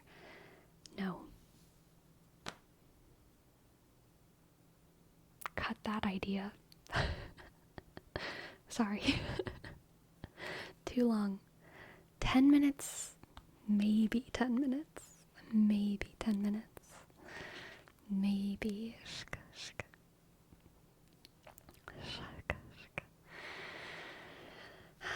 Spanish lesson hour. We can do a goal where we get one of the Spanish speakers to come into Discord with me and teach me Spanish. Spanish lessons. Spanish lessons. I did pause front squats at 185 pounds for 3x5 sets. Could have done more weight, but today was a lighter session. And then I did single leg extensions for 70 pounds a leg. Dang. And then the bad girl machine to make my booty poppin'. Wait, what's the bad girl machine? Is that the hip flexors? To make my booty poppin', and then single left calf raises. Very nice. I'm thinking about going back to the gym at some point. I've been very demoralized because of my dumb arm. The hip abduction, yeah, that's what I was thinking. Because even for things that, like, where you're not lifting things with your arm, a lot of times you, like, use your arm for stability, or you use your arm in different ways. You hold on to things with both arms. And it's just been, like, annoying for me to imagine just, like, being very ungraceful in the gym. You know what I mean? And if I go back, I still won't be able to I won't be lifting anything with my arms. But I'm thinking about going back just for the bad girl machine. And other leg things. And maybe I can do some core stuff. But we'll see. Wait a bit more, please. I mean, I haven't like decided for sure yet. When I say soon, I mean it'll probably be like in the next, like, maybe in a week or so.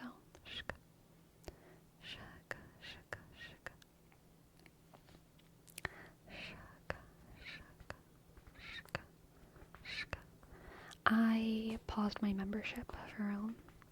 I do have like a monthly thing, but like I can pause it, so it's fine. You should look in elbow extension and flexion, aka bicep curls. Help straighten your elbow. I don't think I am even recovered enough to really do hardcore physical therapy yet. Unfortunately. Like, I really shouldn't be lifting stuff. I'm pretty sure. Because,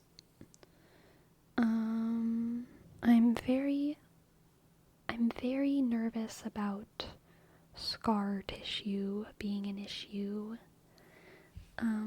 Actually, I kind of show it in the members only video, but like, it's not really swollen on my arm, but like, this bone is just like, it's a bone, but it's way bigger than it should be. It's like hard.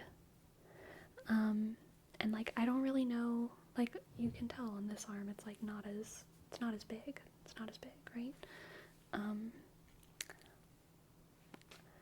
So, yeah, exactly. I'm afraid of doing more damage by doing too much too soon. You should do no weight of it and let gravity help straighten the elbow. So that's kind of what I, like, right now I'm, like, relaxing my arm, and it's still, like, it just doesn't straighten all the way. You could also look into table towel slide or wall towel slide to help get that extension in the arm. Do you think it's good to extend it even when it hurts? Even when it hurts, like, just hanging it, I feel it like hurts, but I am just like letting it chill down. You want to get into the discomfort? Okay, I trust you, McJake.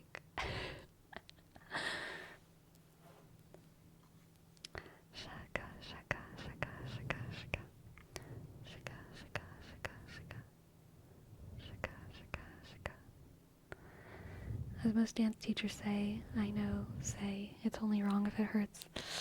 I know. Don't do it to the point where it's too painful, but similar to a good stretch. It doesn't feel anything like a stretch. It feels like a blunt pain inside my arm whenever I let it hang. It doesn't feel like a stretch at all. It feels like a squeeze. I don't know how to describe it. How to find that sweet spot. That's why it's better if somebody that knows what they're doing is helping you. Yeah. Also remember, disclaimer. Thank you.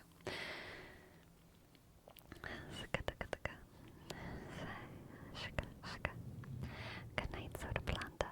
Good night, soda planta. Good night, soda planta. Also, yeah, whenever I hang my arm, my fingers on that hand, on that arm, they lose circulation. Slowly. I can tell. They get tingly. And then I have to do like this to get the circulation back. Yeah, see, I was hanging my arm and it's like all red.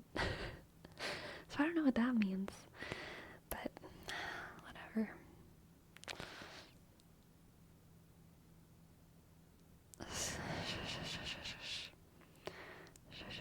It's fine though. It's fine. It's fine. Nerve damage? I hope not. I hope not.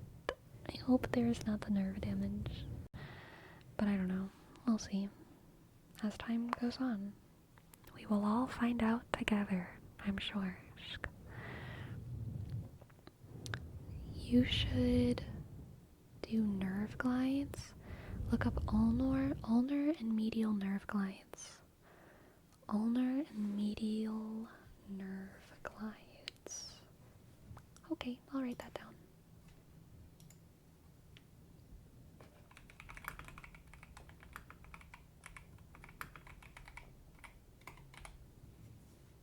Cool. Shaka, like a follow-up appointment with your doctor, you know, with your comprehensive health insurance as a self-employed YouTuber? No, I do not. But if things do not improve in a very long time, then I will definitely make a point to go back to the dog. Gosh. We'll fix you, Sleepy. Thank you, Neatrix. I trust y'all. I trust y'all to fix my arm. I know that y'all, more than anyone, want me to live an active life out in the world, to be free of my sedentary life where I stay at my computer and do things inside on the internet all day with chat. If I were to recover, I wouldn't be able to do that, you know what I mean? I would be out there in the world. I'm kidding. I'd say at least 1 more month is kind of safe, but yeah.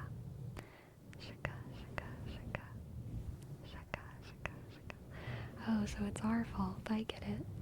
Yeah, Saga. Exactly.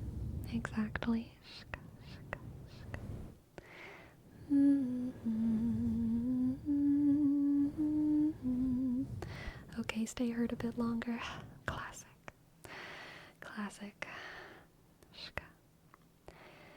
Sleepy, have you been keeping up with your running? I have been. Yeah, it's been fun.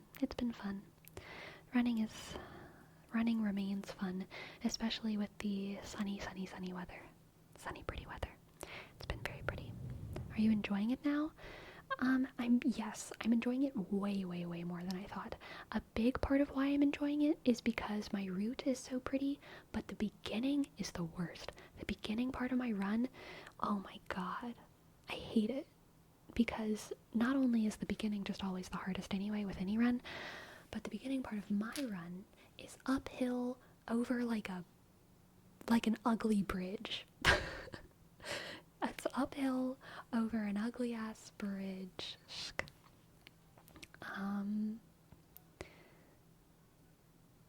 Which sucks. So bad. What did the bridge do to you? It got ugly. It got ugly and loud, okay? It's a ugly, long, high traffic bridge.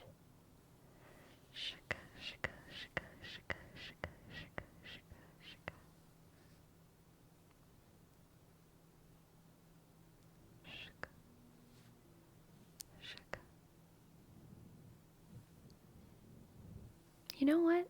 This is the longest I've actually let my arm hang. And it's not as bad as I thought it would be. Thank you, McJake. I'm just remembering to wiggle my fingers to make sure I know how they're feeling. Hi, gonna be lurking while I work and chill, but wanted to mention I love your YouTube bits, and really happy I found you on a whim on Twitch. Aww. Thank you, Bunny. That's so kind.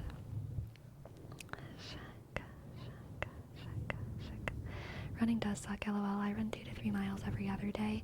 I do it because it feels good at the end. Yeah.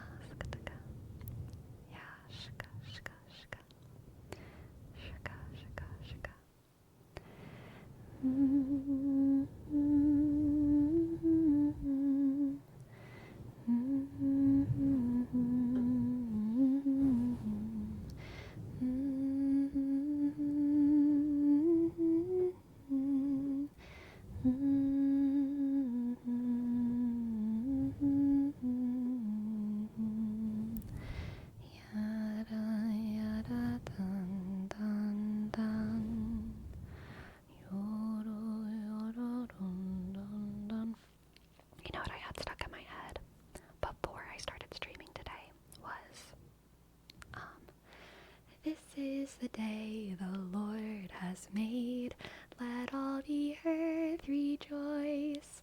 And I don't remember the rest of that song. That's all I can think of. This is the day the Lord has made, let all the earth rejoice. But I have no idea what the rest of the song is. Isn't it like a kid's nursery rhyme? No, it's like a Catholic, it's like an old Catholic, like, church hymn. But I mean, it's in the Bible, so like I wouldn't be surprised if it was included in nursery rhymes. Um,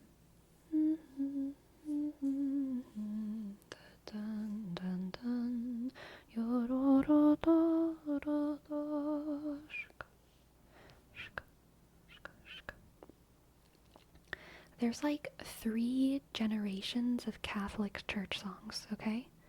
There's like old Catholic, like Gregorian, Latin, Greek, like Catholic songs that are like chanted. And then there's the post-Vatican II era of Catholic songs, which are considered praise and worship, the praise and worship books, praise and worship Catholic songs, many of which are shared with Protestants. And then there's like the post-2000s era, really like post-2010 even, like era, like Hillsong, very Protestant, like evangelical, like music industry songs that also, some of them are shared by Catholics.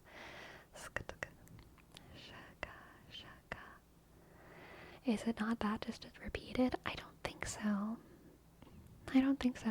New Vatican Catholic Choir? Yes, exactly.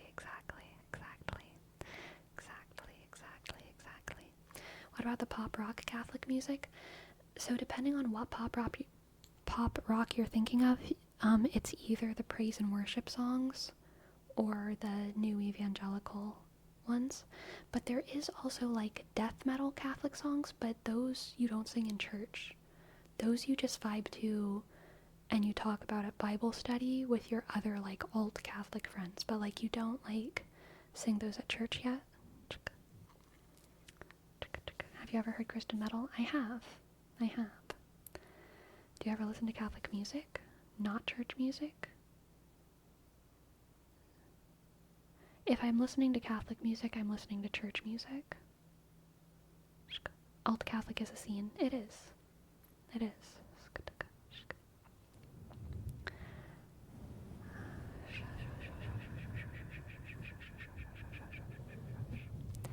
I don't know the details about the Church of Christ, so I'm not sure what the specific distinctions are there, Pyrosocial. As a Christian metalhead, religious deathcore is so awesome. For sure.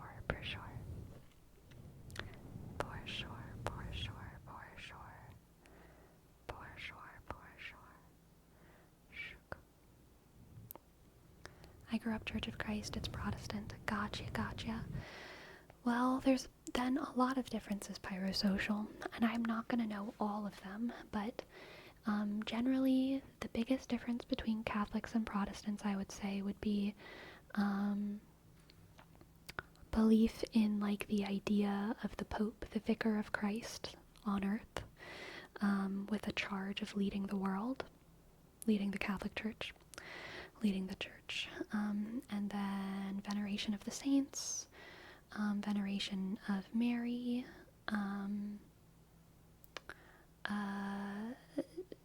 Protestants are some do believe in the real presence of Jesus in the Eucharist, some don't.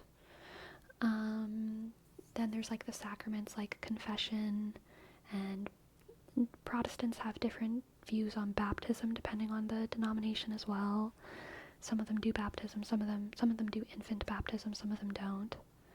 Stuff like that.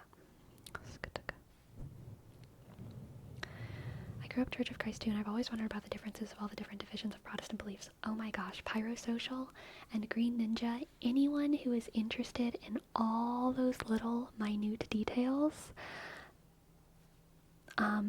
Redeemed Zoomer is the YouTuber for you, okay? Redeemed Zoomer. Look them up on YouTube. Their whole thing is like, they're like a Virgo, they're like an autistic Virgo, okay? They were made to make graphs and charts about all of the differences between all of the denominations and why and how and all of that. That is exactly what they do.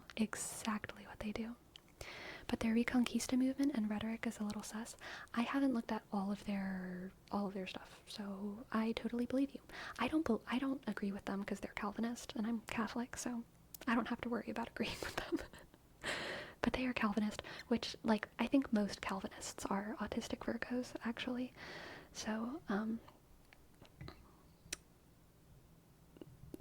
they are made for each other. They're made for each other. Calvinists are, yeah, they really like systems, they really like math. And also there's a conversation between Redeemed Zoomer and Trent Horn. If you are interested in this, Pyrosocial, Trent Horn is a Catholic apologist on YouTube. And there's a conversation between Redeemed Zoomer and Trent Horn. I think it's on Trent Horn's YouTube channel. And that goes specifically into the differences between Catholicism and all of these other movements. Especially, they go into the differences between Catholicism and Calvinism and why they go into nuances that, like, most conversations don't have time and room for. Do you think there's ever going to be Zoomer masses? Largely, Zoomers are, and I would fall into this category as well as someone on, like, the edge of being Gen Z. A lot of the younger Catholics, and I think younger Christians, favor more traditional aesthetics. So we kind of generally favor not the post-Vatican II praise and worship guitar masses. Most of them, most practicing religious Gen Z Christians seem to favor, like, the higher mass, the more, like, aesthetically, like, grand churchy vibes, which, yeah, I agree with. I like the grandiosity, the decorum, the decadence, even. Decadence is probably not quite the word for it. But yeah, more traditional style. I would say the awesomeness. Yes. Tapping into the awe and wonder of churchity church.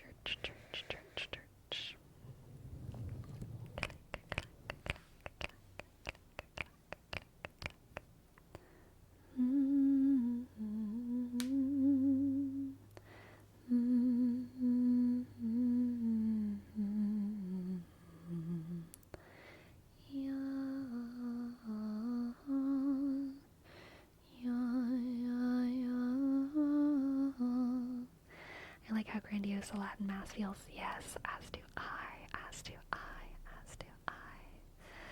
I love a good Salve Regina.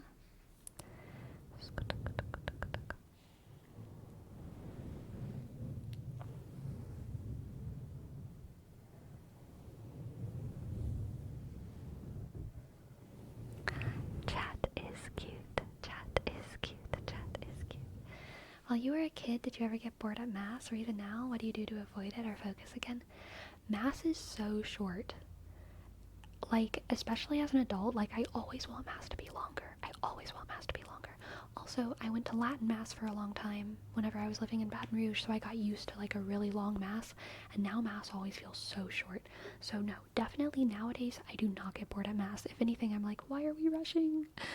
I was praying, and now we're moving on.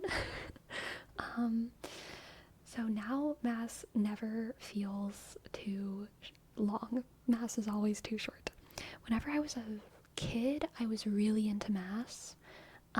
I really liked religion whenever I was young. In my middle years, like adolescent, teenage, yeah, there were definitely some Masses that were boring. But also, I mean, like, there's enough, like, Mass is pretty active, you know, you just stand and you sit and you sing, and, like, there's enough stimulus that, like, the only potentially boring part for me is the homily, and so that kind of depends on the priest. And then the other potentially boring part is the readings. Usually readings are so short, but there's some special masses, especially like Holy Days of Obligation. Christmas Mass has some, like, long readings that, like, I know by heart. And so a lot of those holiday masses to me can feel boring because it's like, we all know those readings by heart because they are the holiday readings. We all know the story of Jesus' birth. And they're not quite as like dramatic, at least in my heart. They're not as like dramatic as some of the more sad holidays, I guess, which like get me in my feelings a lot. So those aren't as boring because my feelings get more into it. Christmas Mass, my feelings only occasionally get into it, so sometimes Christmas Mass can be boring. But whenever I was really, really, really young, like a toddler, I didn't understand what was going on at Mass, and I remember that. I wasn't bored, but I made out of the missals, which are like the little, I was holding my arm down. It's a different color. I was holding the church missals, which are the books in the pew, and I would make little houses out of them. I would sit like with my back towards the altar, and I was like sitting on the ground facing the pew, and I would make little houses out of the missals and like put my stuffed animals inside of them and like play house. So like, but that was when I was too young to understand anything that was going on. Church missals, pew pew. Yes. The Daily Missal. It's MISSAL,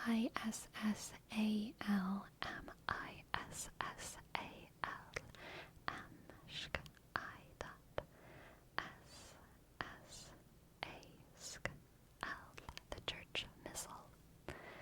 The homily was easily my least favorite part of the Mass because our priest was always talking for a long time and I was never engaged by it. Yeah, whenever I was younger, it felt like the homily was the most important part of the Mass because it was the most dynamic. It's the time whenever the priest just gets to talk, and it's less ritualistic. It's just let's interpret the readings together. So it kind of felt like it was the most important whenever I was younger, and it also felt like it had the most potential to be boring because the priest was either an interesting priest or a boring priest. As I got older, that completely stopped being the case, because as I got older and I understood Catholicism more, and I like went through my own, I don't know, like spiritual journey and stuff, the other parts of the Mass became so much more important. The ritualistic parts that we do every single time the exact same way, going through the readings, doing, the sign of the cross and chanting the things that we chant, those, and just like partaking in the ritual. I mean, that is the most important part of the Mass, partaking in the ritual of the Eucharist, the sacrament of the Eucharist.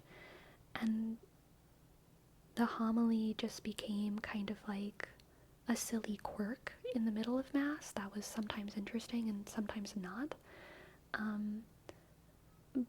And I think that that's the way it should be. Like, a good priest is definitely a very fun privilege whenever you're sitting in Mass and you're like, wow, this person knows how to give a good speech. This person is interesting and they're giving me new ideas. Not only are they charismatic, but they're also, like, actually giving me new ideas. But, I mean, the older we get, that becomes impossible, right? Because the older we get, sometimes we're older than our priests. The older we get, the priest isn't talking to us. The priest is talking to the young people, trying to teach them about stuff. The homily just isn't actually the most important part of the Mass. The homily is important for someone, but the homily just exists as a part of the Mass that you can sit and pray during, as a part of the Mass that you can ruminate during. You can do your own ruminations on the readings, or you can pay attention to the priest, and that's fine too. If you already know what the priest is talking about, you don't have to pay attention during the homily. Don't take your phone out, have your Jesus time. You should still be having your Jesus time while you're in Mass. But, it's okay to just reread the readings on your own, ruminate it in a way that's interesting to you. Yeah. Whenever I was in Baton Rouge, I loved the daily church spot that I went to. everyone there was just old. I was going to Mass every single day. I think it was at 6 a.m. It might have been 6:30. I can't remember. And, people there were just going before they went to work, so there was no pressure to dress in a specific way. And usually there's like less than 10 people. So it was and it was in a gorgeous, gorgeous cathedral, but it was daily Mass, so it was empty except for 10 people spread throughout the place. And the daily Masses were served by the retired priest. So he was a parish priest, but he was old and he was tired. He did not care at all about the daily readings. People did the Mass, and during the homily, he would stand up with a little piece of paper and he would just read about 2 paragraphs about the patron saint of the day. And he probably wrote these 2 paragraphs when he was like, back when he was like 55. And he just had a couple paragraphs that he would just pull from his files about the patron saint of the day, usually had nothing to do with the readings. And it was not charismatic. He just stood there and read them in his old voice, and then he folded up the paper and sat back down, and we all kind of sat and thought about it for a couple minutes. Less than a minute. And then we stood up. That priest needs a hug. Oh, he was smiley as heck. Everyone loved him. And, it was great. It was great. He was a good handshaker. Good after-Mass handshaker. But, yeah, the most important part of the Mass as you get older is not learning. You're not going to school. Whenever you're a kid, that's what Mass is about. It's about learning the readings and learning the whatever. But whenever you're an adult, you're expected to know all that. You know the Bible stories. You know the chants. You know the words. You know that you should be a good person, and you know that you should, be good when no one's watching, and you know that you should also, perform goodness to teach it to others, and you know that you should think about what would Jesus do, and you know that you should whatever. These things. No homily is gonna, blow your mind whenever you're older, and if they do, it's a privilege, and it's rare, and it's like finding a really good video essay on YouTube. But, most things that you watch on YouTube are not exactly mind-blowing, You go to Mass to partake in the ritual. You go to Mass to, pray and, have a moment, And, I think that that's, a very important shift that needs to happen as people age into their faith. Yeah.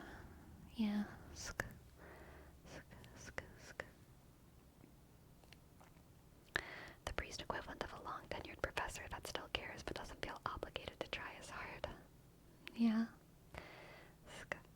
Did you ever think about what it would be like to give a sermon? I would always imagine giving sermons in Mass when I was younger, but I didn't know if I could do a good one. For sure, whenever I was little, definitely. As an atheist, listening to you talk about religion makes me envious of the spirituality and sense of community religion gives people. I haven't found that in my life without religion in the same way. Yeah, I know those spaces exist in the secular world, but they are much, much harder to find. And I'm sorry for that. I think there should be more secular spaces that offer what church offers. I really, really do. Because I think that feeling loved and feeling important and feeling like you're part of a community is not something that should just be reserved for the religious. That is something that we all deserve. No one deserves anything. Everyone deserves everything. Deserve is a dumb word. Not having a Christian upbringing, but started being involved with a church and a good friend who has that upbringing. What do you think would be the best way to bridge cultural gaps? We agree on core values, but I don't have the background. I think I would need to know more, but also you don't need to share anymore. I think it's pretty individual. I would say, be curious, be open-minded. Yeah. The best way to bridge cultural gaps? Be curious. I think. Yeah. I think it's difficult because we don't have that sense of common belief that guides us in the same way. Yeah, for sure.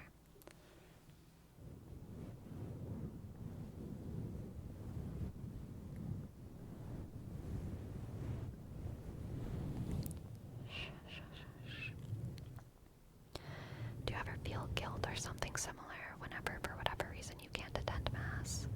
Let's say for a week or so. Yes. But then I just go again. I just go to Mass. And you confess it in confession, and then it's okay. You just confess it in confession.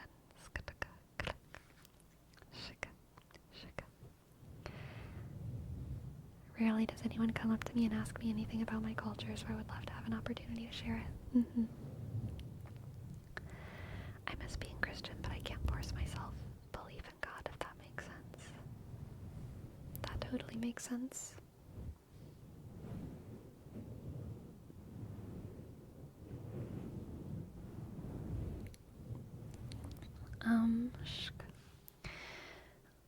I think I felt similar in the past, but my cat's snoring a little bit. I guess for me, choosing belief is basically impossible, but choosing faith is always possible. Belief is something that you have or you don't, you know? Belief is like, do I feel hungry or full? But faith is like deciding whether or not you should eat. You can't really control belief, but you can control faith, because faith is like contingent on the fact that you don't know, but you're gonna just try. You're just gonna try anyway. Sleepy, have you ever been to a mosque or Jewish temple or Buddhist temple? I've never been to any of those things for a service. I would love to, but I wouldn't feel comfortable going by myself. I would want to have a Muslim or Jewish or Buddhist friend to go with. I have been inside of a Jewish temple before, but it wasn't during a service. Do you confess whenever you skip weekly Mass? That's something needed or only something you felt like doing?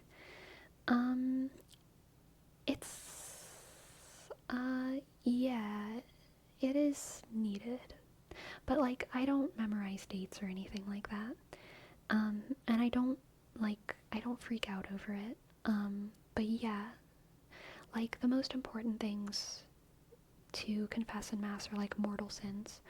But skipping Mass is, or not skipping, but, not being able to make it, skipping Mass is definitely a sin.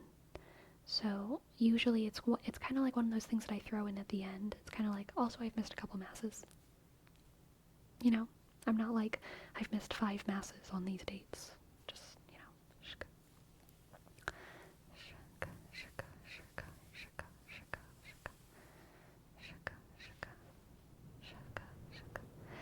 Ooh, BNB. Beautiful. Faith is the assured expectation of what is hoped for, the evident demonstration of realities not seen. Oh, it's so beautiful. I love it. The assured expectation of what is hoped for. The assured expectation of what is hoped for. I love it. That makes me happy. Can you be Christian but don't go to church? You can be Christian and not go to church. You can even be Catholic and not go to church. If you are Catholic and you don't go to church, you're definitely like a bad Catholic. But that's okay. That's fine. There's plenty. You can be Christian and not go to church and be a good Christian though. Because Christianity, the way I define it, is just someone who like believes in like Jesus Christ and like they like the Bible. You know what I mean?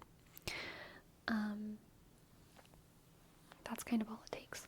Most Christians believe that it is good to go to church, but there are plenty of Christians who think that like church and religion is bad, and they are still Christian.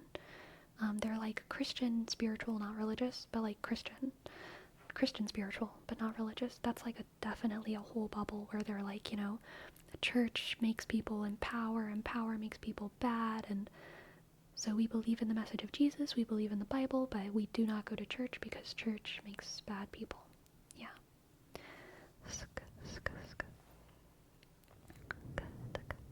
Honestly, I have only confessed like once or twice in my life. I've thought about doing it again at some points, but I'm not even sure how to do it. And that kind of makes me nervous, like going to the priest and not knowing the process or what to say. I don't want to disrespect them by my lack of knowledge. Here's the thing for Rome. Priests are so used to people not knowing what they're doing, and different generations and different places learn confession slightly differently.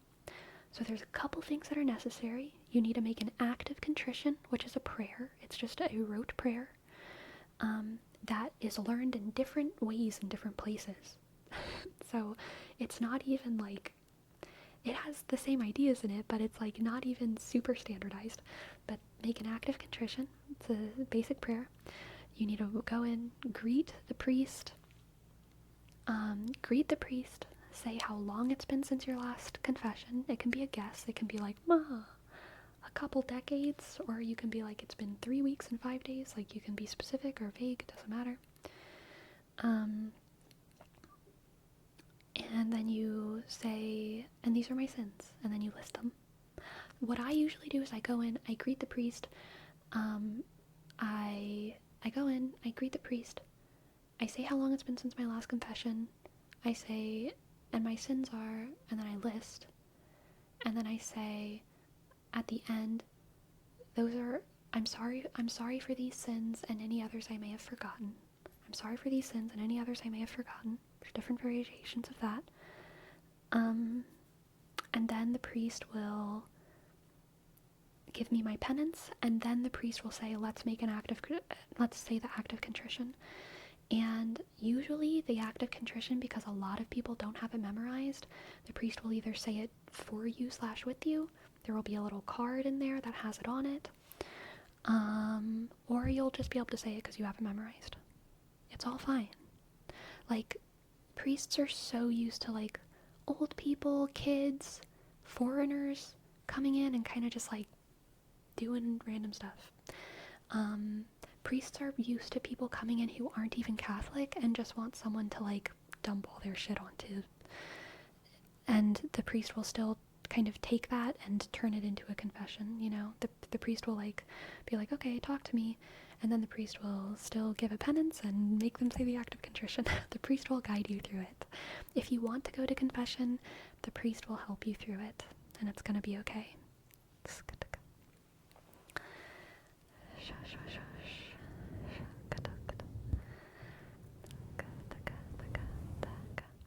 I feel the way you just said, but not as extremely. I think organized religion has the potential to become as corrupt as any other establishment of power. But that's not necessarily why I don't go to church regularly. That's fair. That's fair. This is what my friend espoused. What makes a church is the people, not the place. Yes. A church can be anywhere if you have people, the belief and intent. Yes, that is true. Some denominations will put more emphasis on one or the other, but most, if not all, agree that the people are the most important part. Yes. Do you ever do Bible study ASMR? I have not. I probably wouldn't want to on Twitch because it would need to be very tightly moderated. I would maybe consider doing something like that on Discord at some point. On Twitch, I think it's too risky. It's too risky. There could be some trolls, you know what I mean? It could be bad. Priests do have a large trauma dump tolerance, for sure. You could do it with emotes only for chat, but then it wouldn't be Bible study. Then it would just be me. And I want to, like, you know, Bible study is like a community thing.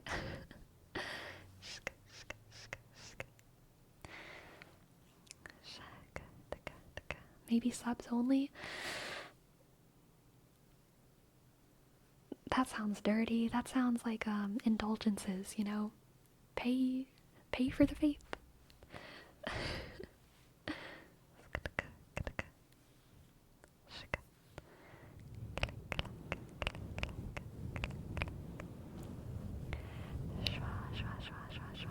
Oh, welcome in Game Levi. Welcome in. For the next subathon, Pig Latin Bible Study Hour. Amazing.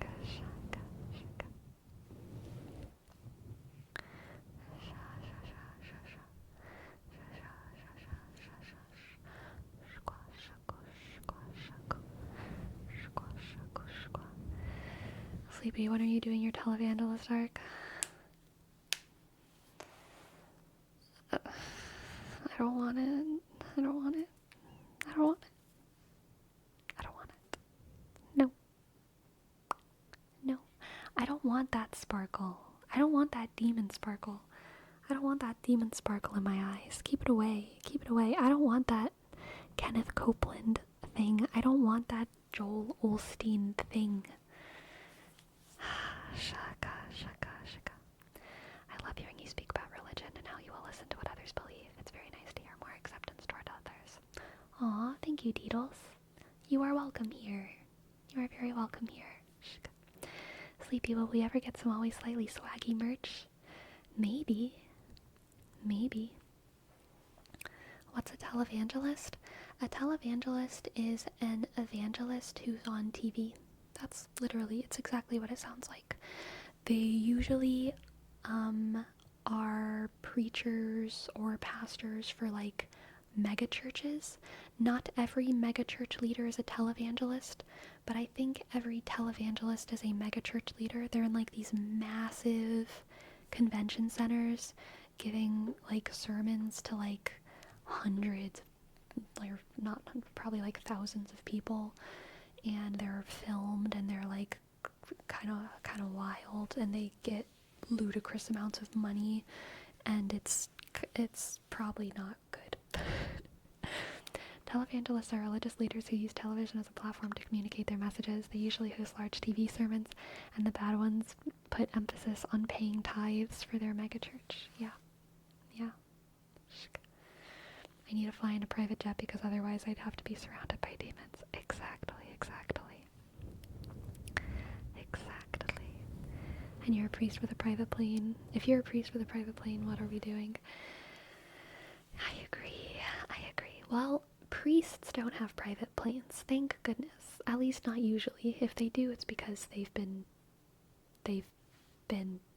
have to for some reason. Like someone gave it to them.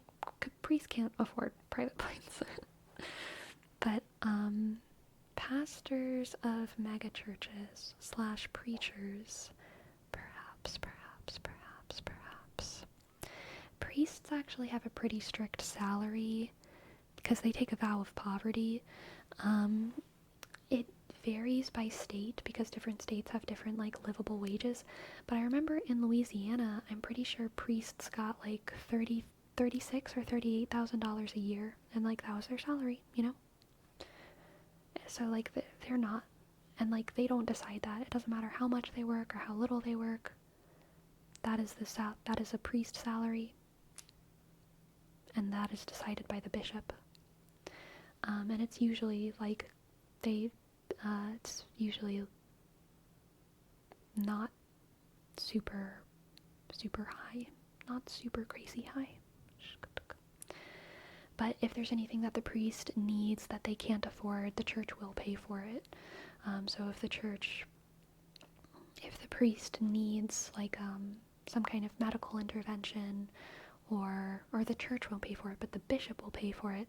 And how much money the bishop has access to is dependent on how much money the parish donates to the parish. The parishioners donate to the parish, I should say. What if the priest got into the tipping culture? They can't. Like, even the collection boxes don't go to the priest. The collection boxes go to the church, which isn't usually run by the priests. It's run by, like, soccer moms. And they make sure that the money goes to the bishops. I think it was because I was raised Catholic that I looked at those kinds of televangelists and thought, wait, don't religious leaders just live in the little house next to the church? Yeah, exactly. Enough to be comfortable, but not living in luxury usually. Yeah, and like it is worth noting that like priests get that salary, but they don't have to pay for a house. They don't have to pay for a phone, probably the church gives them a phone. They don't have to pay for certain things, like life expenses that other people pay for. But even then, it's still not crazy. It's humble living. Do priests pay taxes? I don't know. I think the bishop would handle it. My guess would be the bishop would handle it.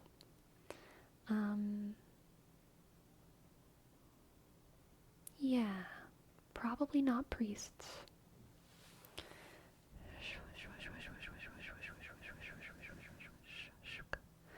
They don't? Well, then what's the little house next to the church for?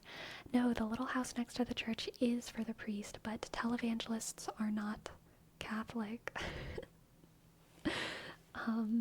So televangelists, there is no church.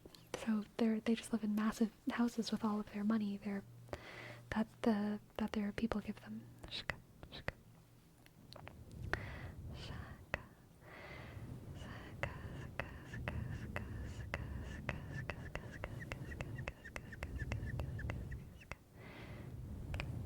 But does the priest have to live in the church house, or can they have their own house too? No, they can't have their own house. The church house isn't always the house of the priest. Sometimes the churches live in like somewhere else in the town, but their housing is not like something that they choose. They might be, if for some reason the house is changing, they might be like part of the conversation, but they don't have houses. They don't have houses. We're powering through till 11, Destructicon. It's only like 9 more minutes. It'd be silly to take a break now.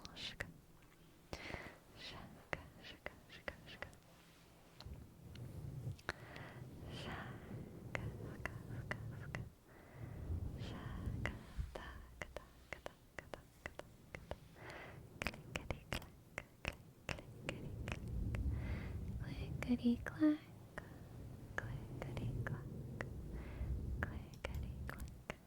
Destrosiliticon, yes. Shika, shika, shika, shika, shika, shika. Shika, shika, shika.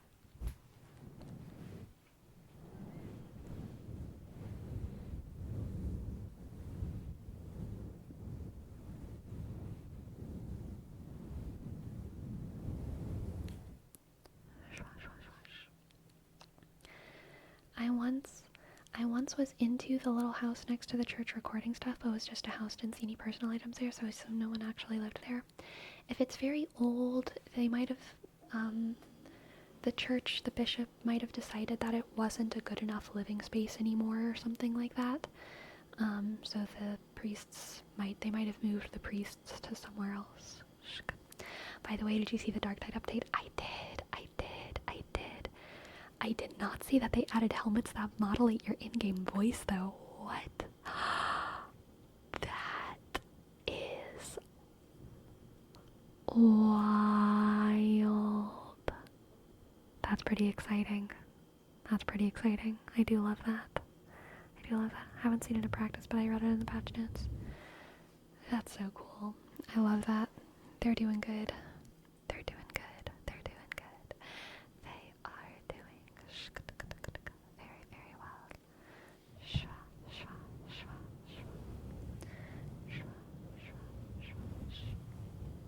Squash, squash, squash, squash, squash.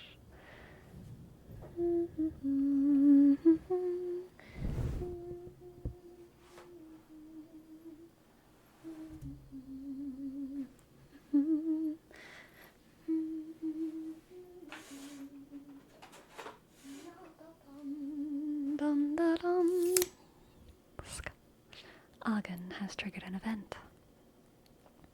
Class, I have a very important question to ask you, and if you answer it correctly, you will win back scratches for the entire class, so you'd best put your thinking caps on, okay?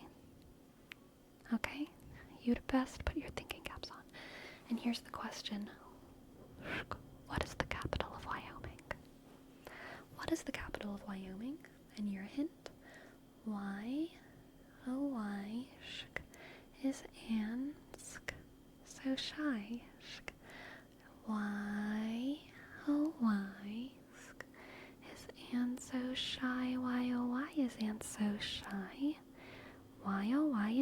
so shy? Why is Anne so shy? Why is Anne so shy? Why is she so shy? Why is Anne so shy? Why is Anne so shy? Nick Jake. Ogden. Green Ninja. Sebastian. Golden Oreo. Pyrosocial. Jose. Fome. Nova.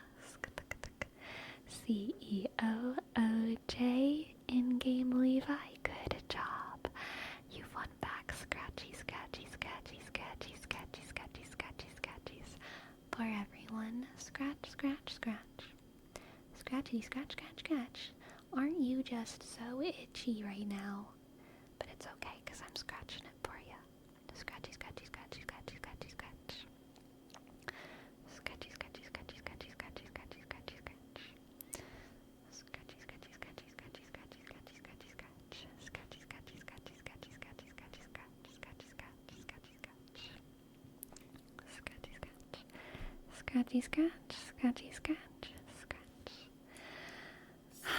Good job, everyone.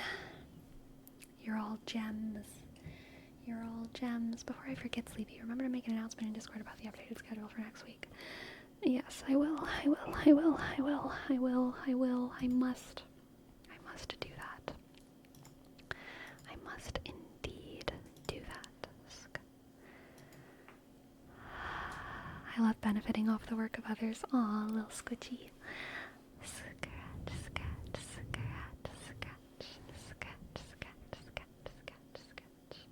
Scratch. Let's get ready to be naming our stream, my friends. What are we naming our stream tonight? What have we talked about? We talked a little bit about Oracle versus Tarot.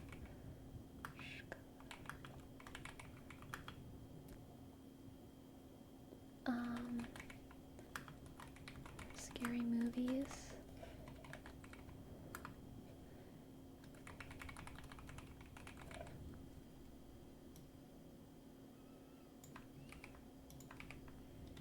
How's that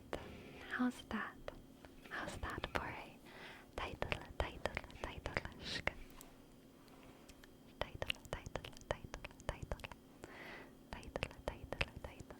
Good.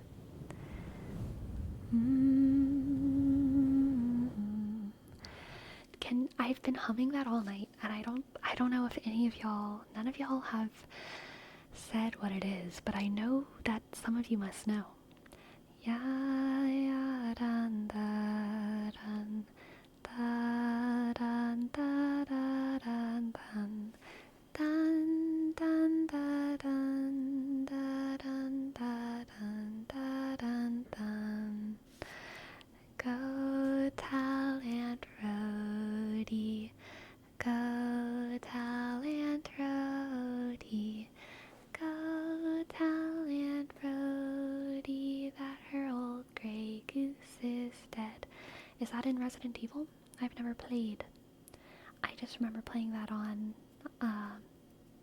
recorder, because it's the Hot Cross Buns notes, you know. B B A G G A A B. Wait. Oh wait. Are there 4 notes?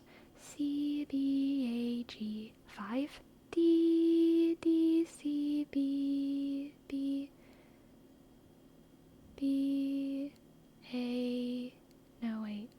C B A B A G. I think? I don't know. And that's for B-flat instruments. Or E-flat instruments? I know not. Nova, thank you for your prime. Nova. Thank you for your 7 months. Thank you, Nova. And shk, click, B-A, sk, S-H, W. Thank you. Thank you. Okay, my friends, now we are going to raid Swoozy, and we are going to play some Minecraft. We're going to keep things ASMR tonight. We're going to keep soft speaking, and our assignment for the night is to take all of our most interesting discussions of the week,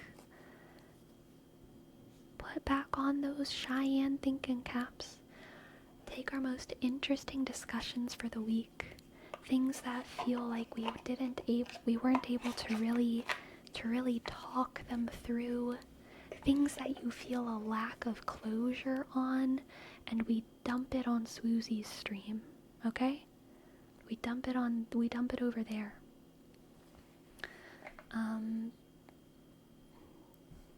Because that's where the interesting talks happen. Because we got people to bounce more ideas off of. It's very, very, very, very fun time. Okay. Trauma dumping? No trauma dumping. No trauma dumping.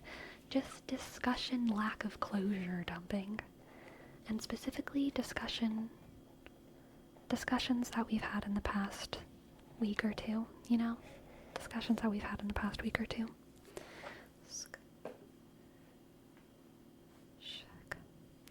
Okay, let's get ready to raid. Alright, my friends, I will see you there. I'll probably take 1 or 2 minutes before I call him on our end. But I will see y'all there, okay? And we'll do some fun Minecraft times. Good night, good night, good night, good night. I will see y'all on Monday. And thank you for spending all this time with me.